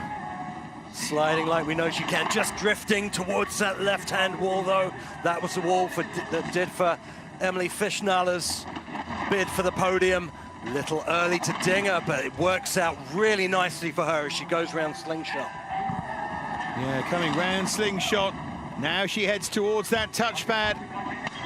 She gets it right. Nagler and Malaya then underway here. The men's doubles pair, third behind Egert and Müller and Di Gregorio and Hollander. Only those two ahead of these two in the men's doubles race. Italy still in the green in comparison to that USA time. They look really solid at the moment, the Italians. Yeah, they're making light work of this labyrinth, still just drifting late into 11, but they catch it. And this transition is crucial, very high in the entrance to 12. And late into 14, but then you see them just catch that G-force in the entrance. And they're putting together a good run here, the Italians. Yeah, this is outstanding, isn't it? Over half a second ahead, drifting to the right there on the touchpad. Now Felder, we saw his emotion after a podium third in the men's singles race. Really major figure in the sport as well. Athletes representative, hugely popular man. Could he have another podium on the day here? Italy are going really well at the moment, still inside that USA time. A reminder that after Felder will come Wörter and Oberhofer, who were fourth in the women's doubles. It always looked like a strong Italy squad, this. Well, this is an incredible lead the Italians are throwing down. Very late into 14, almost into the roof for Felderer. That was close, but he's managed to keep it going. Still ahead by almost a second. Yeah, you can see he maintained the speed. And now it is over to Wörter and Oberhofer. All that quality from the women's doubles, they have to bring Italy home, and if they do it fast, who knows what Italy might achieve here. Looked like a little skid out of 6 into the labyrinth, but they've regained their smoothness. This is a lovely entrance to 11 as well. Absolutely on the money. Little parallel to 12, but get away with it. This is going to be crucial. This is where it's been so difficult for the doubles, and they nail it. Just exceptional. Don't Stop Believing is blaring over the tannoy, and they haven't stopped at all. And Italy in front, over half a second ahead of the USA. Track record goes again. Of course it does. Well, that was incredible teamwork by Team Italy. Very few mistakes. This was the doubles mistake, though. Nagler Malaya, just see them going sideways into 14, but using those cat-like reflexes just to catch that skid. But that was Leon, almost up to the roof. They threw everything at this track, and it seemed to work out for them so far. See him, Felder, just stretching there for that touchpad. There's so much that can go wrong, but that's why it's so much fun. See, Wörter and Oberhofer did lose time in that final leg. I wonder if that will cost them as we head towards the big three from Winterberg. Ukraine next. Ukraine and Poland next. Now, one thing that could be significant about this is they will take a little bit more out of the ice, of course. And if you're keeping one eye on that, it may give Italy an advantage. May not, but it's worth thinking about. There's the Ukraine team.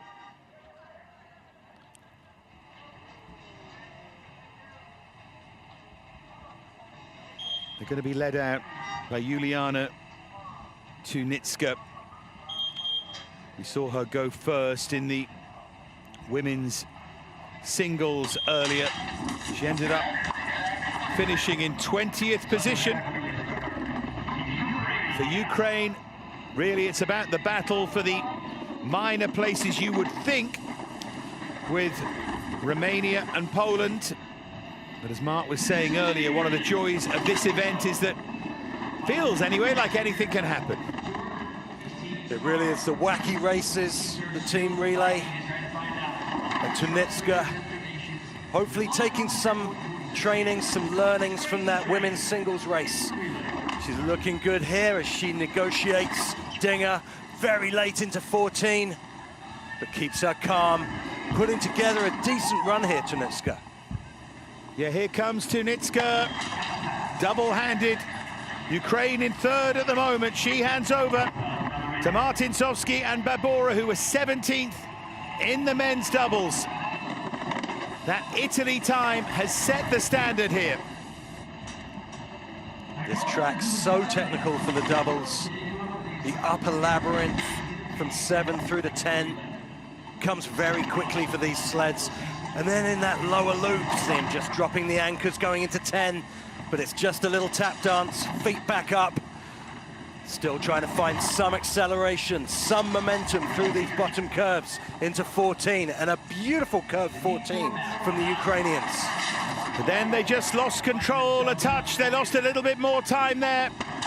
The handover to Anton Dukac, who was outside of the top 20 in the men's singles, ended up 22nd. And he's got nearly 2 seconds to make up. This, as I said, is about the battle for the minor places. Remember, Poland go next, then it will be Latvia and Austria, and our winners from Winterberg comfortably were Germany. Anton Dukac, always capable of something special. Ukrainian summer program. They've been working hard all summer, as all the teams have. Little loopy round 12 from Dinger through the slingshot. Negotiates it well onto the straightaway. It's a question of how far back they are at the moment. Get this right, no mistakes made there. Now, Stetskiv and Mock were 10th in the women's doubles, and they're going to bring Ukraine home. They'll look to pick up some time if they can here. There's the target time from Italy. Stetskiv, a very, very experienced luge racer. And Moak on the back of the sled, her job to keep the sled stable, but a big power slide into 10. Somehow they get away with that. Curve 10 saves them as they go from 11 to 12. Looks like they've got their composure back as they get round Dinger. You get round Dinger. I'm always so interested by how impressed you are by the saves that these sliders make. It's that real racer-to-racer respect as Ukraine come in third, over 3 seconds outside the Italy time. Well, a job well done there by the doubles to close it out for Ukraine. As you say, they're for the minor places, but that's still, you look at those little battles that different teams have. Just see them clipping. This was the men's doubles. Left, then right. Right, then left, in fact. As they cross the line. Sit up a little early, but a workmanlike, solid performance, I think, from Ukraine.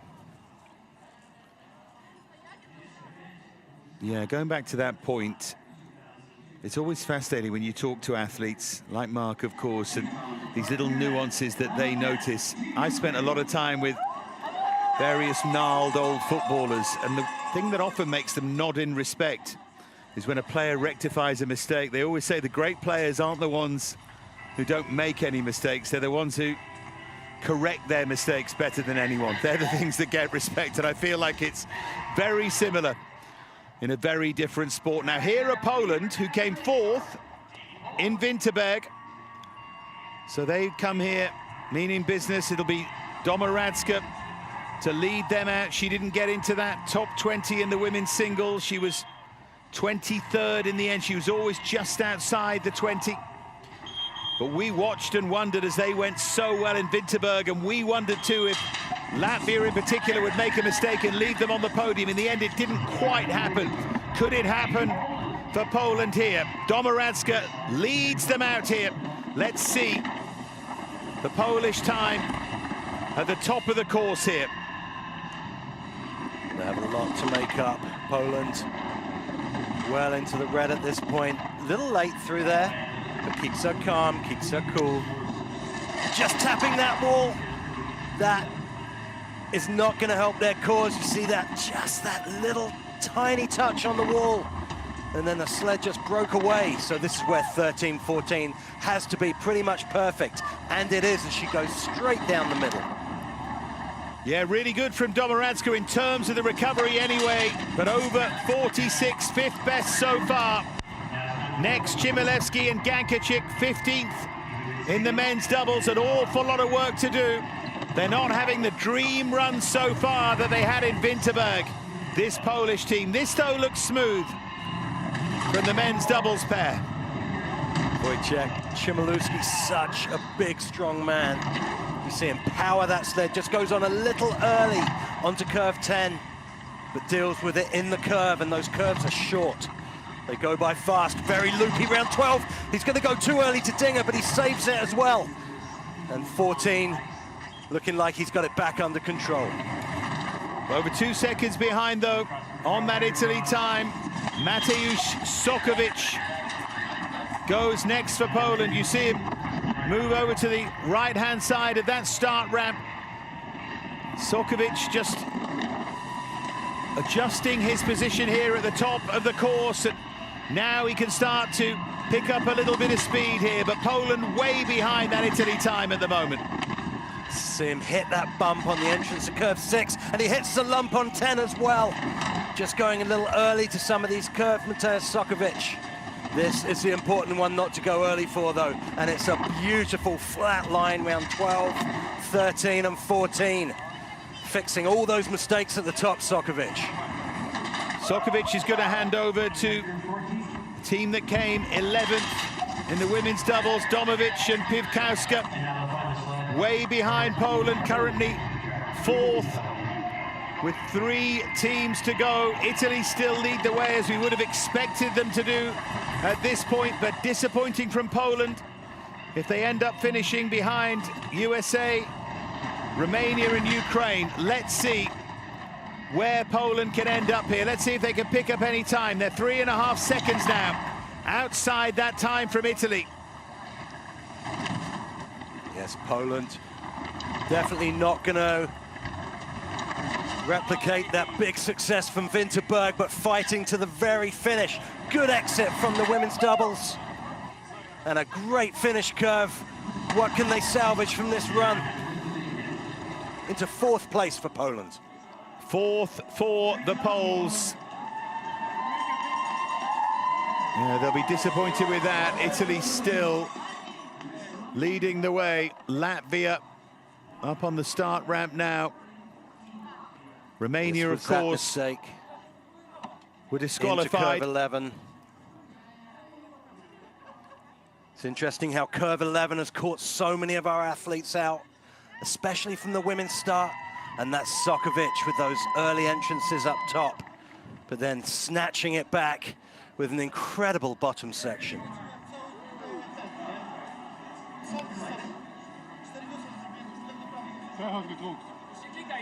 See Sokovic, 3rd quickest so far, so with the women's doubles pair. Only Latvia, Austria and Germany to go. Kendia Apayoda, 10th in the women's singles, will lead them off. Gintz Berzins is the men's singles athlete. He was 10th as well. Botson Pluma, accomplished men's doubles, Upita and Pavlova. But it is Kendia Apayoda to go first for Latvia. They were 3rd, remember, in Winterberg. There was a bit of pressure on them because Poland had gone so well. There's pressure here because of Italy. Places on the podium up for grabs. This will be the first real challenge to that excellent Italian time. Kendia Apayoda now goes here, leading off Latvia. And that's a good, smooth start from Kendia, but she's into the red at the top of the course. Italy were very, very quick through Hofer in this opening run. Yeah, this is really showing the class that that Italian team threw down. A little bit slidey into 11, but manages to keep the sled stable. And 12, got it back under control. This is looking like a good dinger to 14, and it is. Looks lovely and smooth, doesn't it, from Apayoda, back in control now. Latvia still behind, but she hands over to Bots and Pluma 6th in the men's doubles. Latvia 3rd at the moment. Still in this, certainly still targeting that Italy time. Remember, Austria and Germany, the two big favourites to come here. And we know Bots and Plume, we know these are podium finishers. We know how fast they can be. A little late through the labyrinth, though. They're going to have to try and get the timing back as they approach curve 11. That's a nice entrance to 11. Good flat line through 11 as well. Similar to 12, just carrying on the good work through the bottom section. And Dinger to 14, just as good as you can do it on a double sled. And they come round that final curve. Ginz-Berzins will have time to make up, but they're still under half a second behind. It's not impossible here for Berzins. Little adjustment there from Ginz-Berzins. He tries to steer his way through the top of the course. He was 10th in the men's singles, remember, Berzins. Yeah, Berzins with a climb up the elevator in the men's singles. Didn't have such a good run 1, but run 2 was good, and this is definitely looking more like his second run he had in the men's singles. At the moment, not putting many feet wrong. He goes from Dinger to Slingshot, high in the entrance of Slingshot, but he sticks to landing. He's going to hand over to Peter and Pavlova, and they were 7th in the women's doubles, and we know the Italian doubles team lost a little bit of time. They were not the quickest. So Latvia, if these two could put together a serious run, may yet have a chance. It's an outside chance for sure, but let's see. There's still jeopardy before we head to Austria and Germany. There's still a podium position up for grabs. It was a slide there, though, from Latvia. That will have cost them a little bit. It's a little bit ragged through there in that labyrinth. Lots of pressure on Upita Pavlova. As you say, that's also a skid into 6. All those little mistakes in the top, they don't look like much, but that's where you need to find that time to multiply. Bottom section, though, looking good. Yeah, but now, nearly 900ths behind, rather just inside a second, and Latvia have to be content with 3rd. Behind the USA in the end, Latvia as well. Austria and Germany to come. Italy guaranteed podium. What a day for Hofer and Felderer. Incredible. Incredible for them. I'm sure when they came into this week, they weren't quite expecting that. There we see Bots and Plume with that beautiful 12, 13, 14 combination. As good as we've seen it done all weekend. 2 to go. 2 biggies. Austria, then Germany. Surely fighting it out for gold. Well, no, Dave, who do you choose out of those two? I mean, Austria on such a rich vein of form, but Germany just throwing down today and make some incredible runs from Taubitz and Locke. I would say, because of form, and Austria's form is very good, you'd have to go Germany. But look how strong this is. Look who they can leave out. Dorothea Schwarz, who's had a great start to this World Cup campaign. 3rd in Winterberg, 4th here. She, rather than Prock, rather than Schulte, leads them out in this team relay. Remember, they've got Jonas Müller to go as the male leg as well. They've also got Gatt and Scherf to come next. Austria surely will challenge Italy's time. Dorothea Schwarz had such a wonderful week. She had a good week in training as well. Carried it into the race. A little early onto those labyrinth curves. But now just sliding towards that bullnose into 11. Manages to arrest the skid. She gets it back together for curve 12. Schwarz at the moment is outside Hofer's time, but that was the case in the women's singles as well, so it's no need to panic at all. She comes round to the touchpad and she sets Gatt and Scherf on their way. over 3/10 outside that Italy time, though, on the first run. Austria chasing it a bit here with Gatt and Schurp, who won in Winterberg, 4th here. Yeah, Gatt and Schurp. I mean, when you've got to choose between such great doubles teams, that inter-team competition that we talk about comes to the fore, but they've absolutely earned their place on this incredibly strong Austrian doubles team, and they're putting together just a great doubles run through the bottom section of Park City. But still, they've got time to make up. Still nearly 4/10 outside Italy. Italy getting more and more interested here now. Look at that. 3/10 outside. Here's the men's singles winner. Müller really has to motor here, because Italy at the moment are heading for guaranteed second. Not too many people saw Italy splitting Austria and Germany, and Italy, well, they'll start to be thinking of winning this at the moment. Austria still in the red. Müller absolutely flying, but can he do enough to set it up here for Egler and Kipp? This is going to be really, really close. Austrian quality all the way, but still Müller in the red here. And if you're going to throw anyone on a single sled to be your number 3, as he almost hits the roof in 14, but Jonas Müller's got to be your man. Just a form slider at the moment, but he's left the doubles a lot to do, but he's cut the deficit by 1/10 of a second. Müller cuts it, but did he cut it by enough? Here come Egler and Kipp, second behind Eitberger and Matschina in the women's doubles. Those two will bring Germany home, of course, but right now this is about Italy against Austria. Italy were very, very quick, and at the moment the Austrians can't match them, and they've lost a little bit of time. Nearly back up to 4/10 behind. Surely they've left themselves too much to do here. It's going to have to be faultless from Dinger to Slingshot. It's pretty good. Is it good enough? Straight down the middle of the straightaway, they're giving themselves every chance. They've clawed a tiny bit of time back. Can they find the afterburners? They managed to claw back another 10th, but into second go Austria. And that Italy time, Dave, is starting to look incredible. It looks exceptional, and now what a race we've got here. We take a look back at Austria, but we've got Taubitz, Eggert and Müller, Langenhan, Eitberger and Matschina. Now you would say Germany are favourites, but, and it is a but, where is the ice condition? And Italy were very, very quick.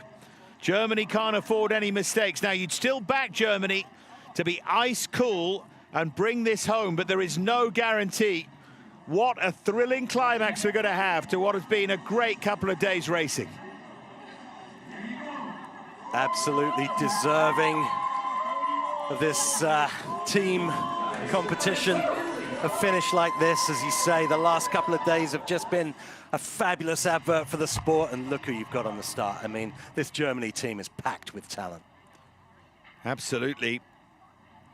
Taubitz, in the end, 8th in the women's singles, but doesn't tell the whole story. She was second today, 15 on that first run.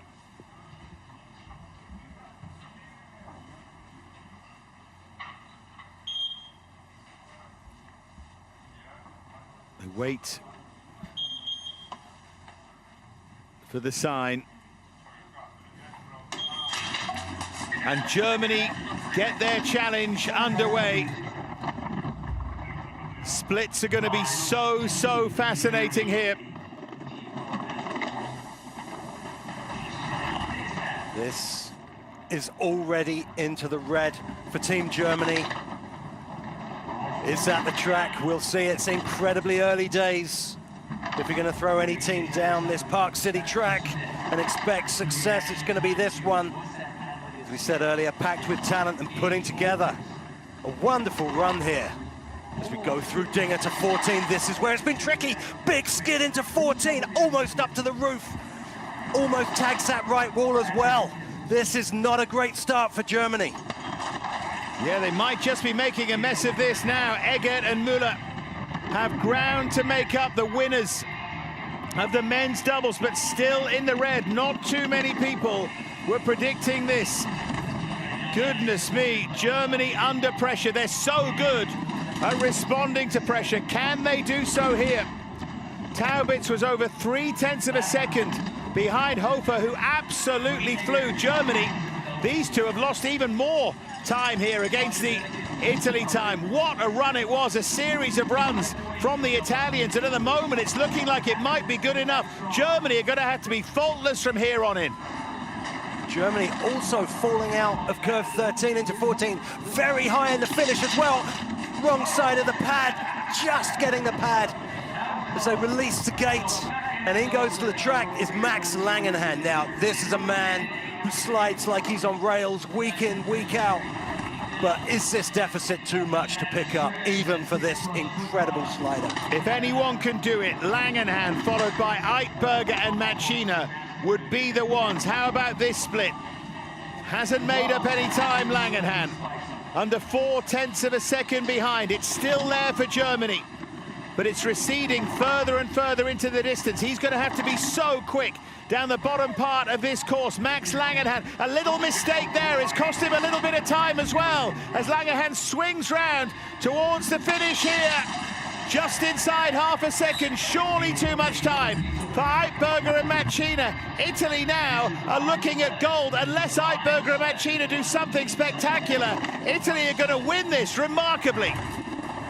This is a mountain to climb for Germany. Eitberger Machina, full of confidence, with a medal to take home already. But surely this is going to be too much. And it's slipping away from them even more. A little bit late into 11. Have Germany left it too late? 12 to 13 into Dinger for the last time this weekend. High in the entrance of 14. And the Germans have lost time, and they've lost some more with a huge mistake, and Italy are going to win. The Italians can start to celebrate now. Germany way down. Germany in fifth. The USA are on the podium here. Germany out of it because of that mistake. And Italy, the winners. Austria in second. All of you watching around the world, hands up if you predicted that. Italy gold, Austria silver, USA bronze, Germany finish behind Latvia. As you said, Mark, wacky races, anything can happen in this team relay. Incredible scenes here. You see that power slide from Taubitz into 14. That is a scary place to be.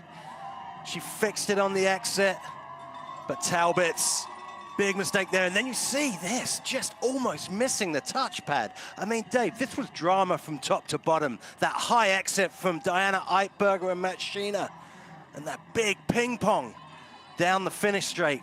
Nobody was expecting that from Team Germany, especially after their performance this weekend. Yeah, it wasn't like they were out of form. Goodness me, look at that.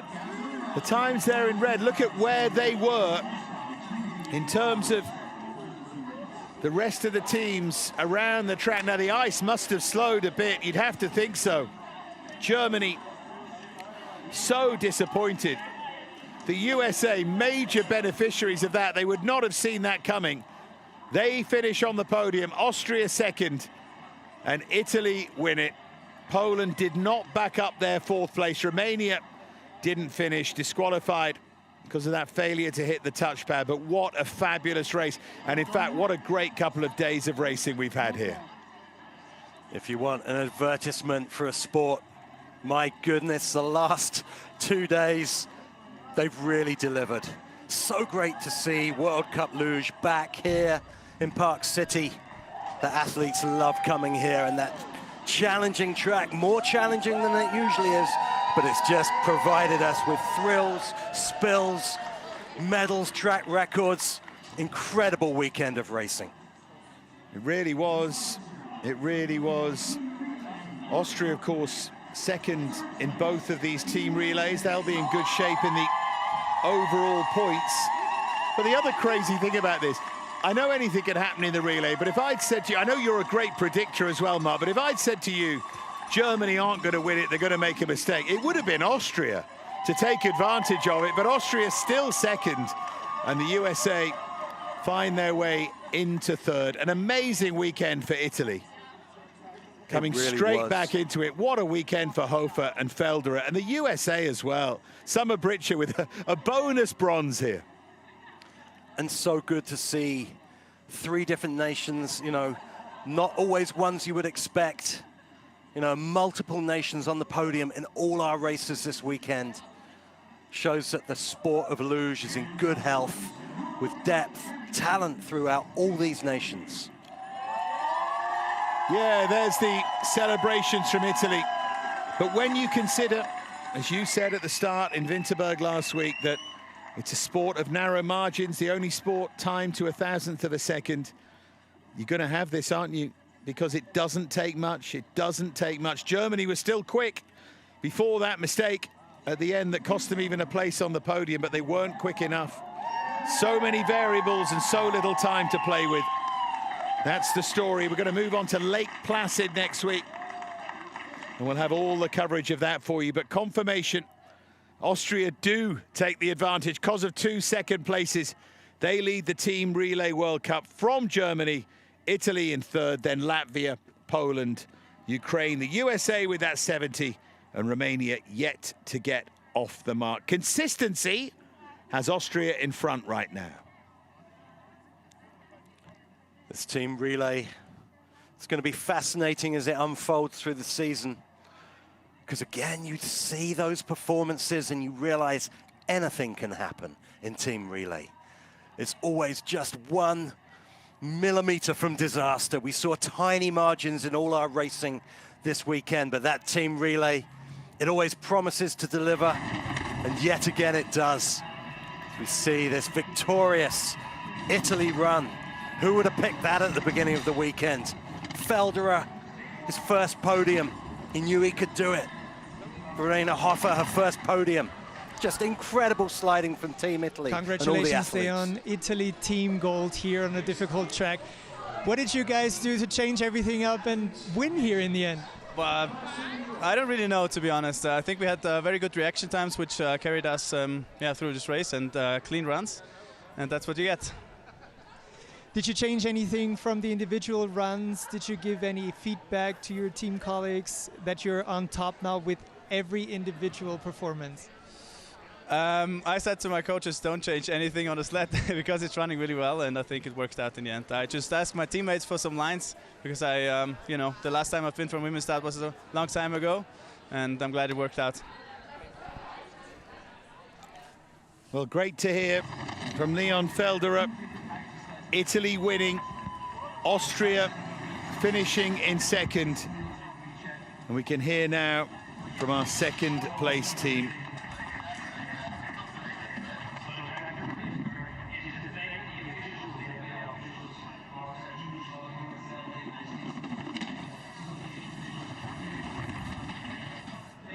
Nice to get some of the natural sights and sounds.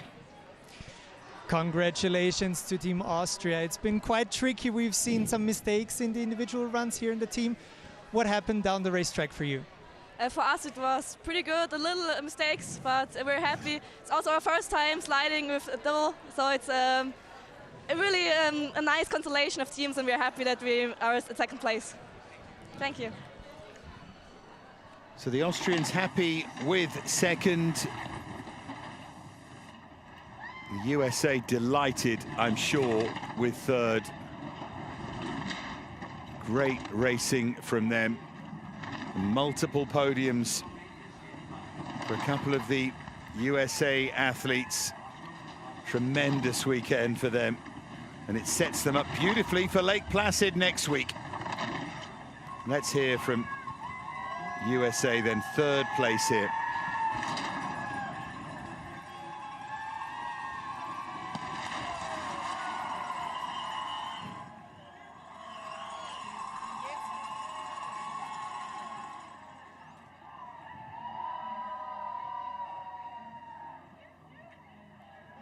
Well, I'm hopeful.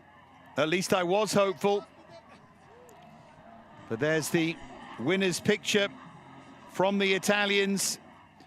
And there's the picture of Park City here in Utah. We have had some weekend, Guys, and we can hear congratulations. from the Another guys. podium for Team and USA heading into this season. It must feel incredible, especially here on the home soil. Yeah, a podium always feels great. I think everyone on our team thinks there was a little bit of time in their run, and we were hoping for more.